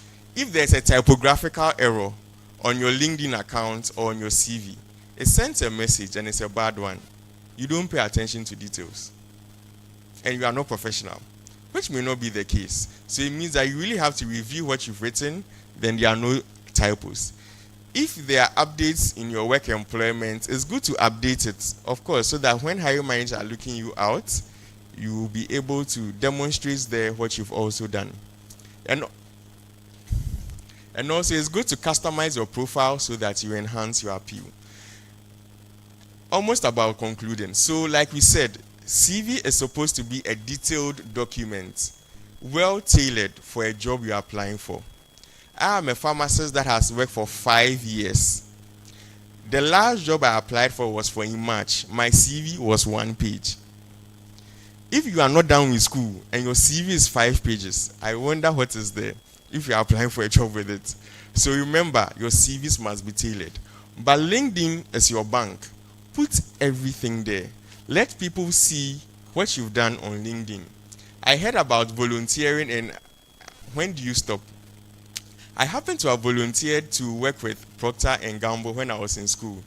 My preceptor is around. I think he stood up. And that helped me when I was transitioning to become a medical rep. Also for the Pharmaceutical Society of Ghana, I volunteered to work with the IT team in Tamale and in Takrade. I got very solid bullet points that helped me with my CV. The point, if you are volunteering, make sure you get your pound of flesh. Don't just do it because you have to volunteer. Do it because you want to achieve something so that you can demonstrate to someone who wants to hire you that you have the competency. Are we on the same page? We're on the same page? Okay. So I'm done with my long talk. I think it's your turn now. The first one is your about section on LinkedIn, right? There's a formula to it. Basically, you are putting together who you are, what you are passionate about, and what you are seeking to do. I think this will take some time, so let me rather move on to this one. This one will be easy. Most of you said you have CVs, right? So I want to give you just 2 minutes. If you have a CV, just take one bullet point and move it from a tax-based point to an impact or result-oriented point. If you don't have a CV, think of something you've done in your career. Whether you worked in a community pharmacy, you went to hospital rotation and you were upset, think of something and convert it from a tax-based point to an impact-based point. And remember the formula. You need an action verb, the task that you did, and then the results that you got. We can start, right? Or you don't want to do it? Just 2 minutes. Because this is something that would help you throughout your career. Just 2 minutes. So the clock starts now. I should go back. So I'm saying it again. Rewrite challenge. Just one of your bullet points, okay? Convert it from a task-based point into a result-oriented point and use the formula action, verb, task, and then results. I'm on my phone because I want to start my timer. Just 2 minutes. Those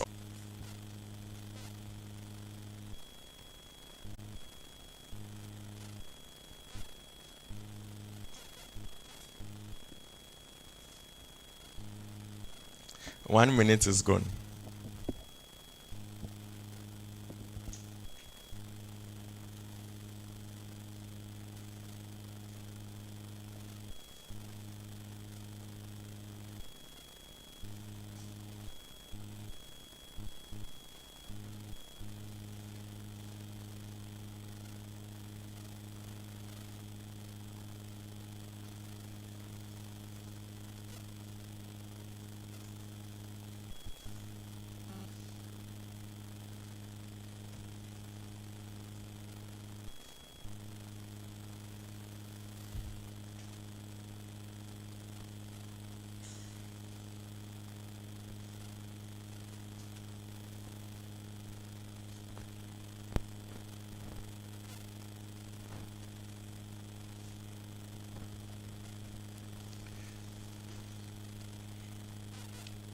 Okay, so our 2 minutes is up.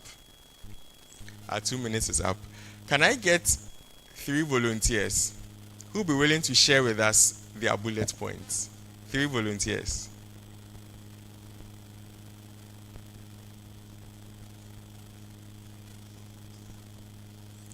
If you're on the Zoom, you can put your bullet points in the chat box. I'll read it.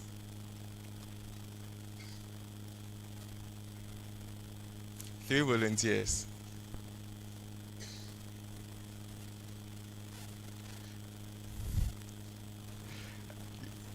That's it. You want to try? Okay. So who is anyone who wants to come should come. Anyone? Yeah, you come here. Okay, come.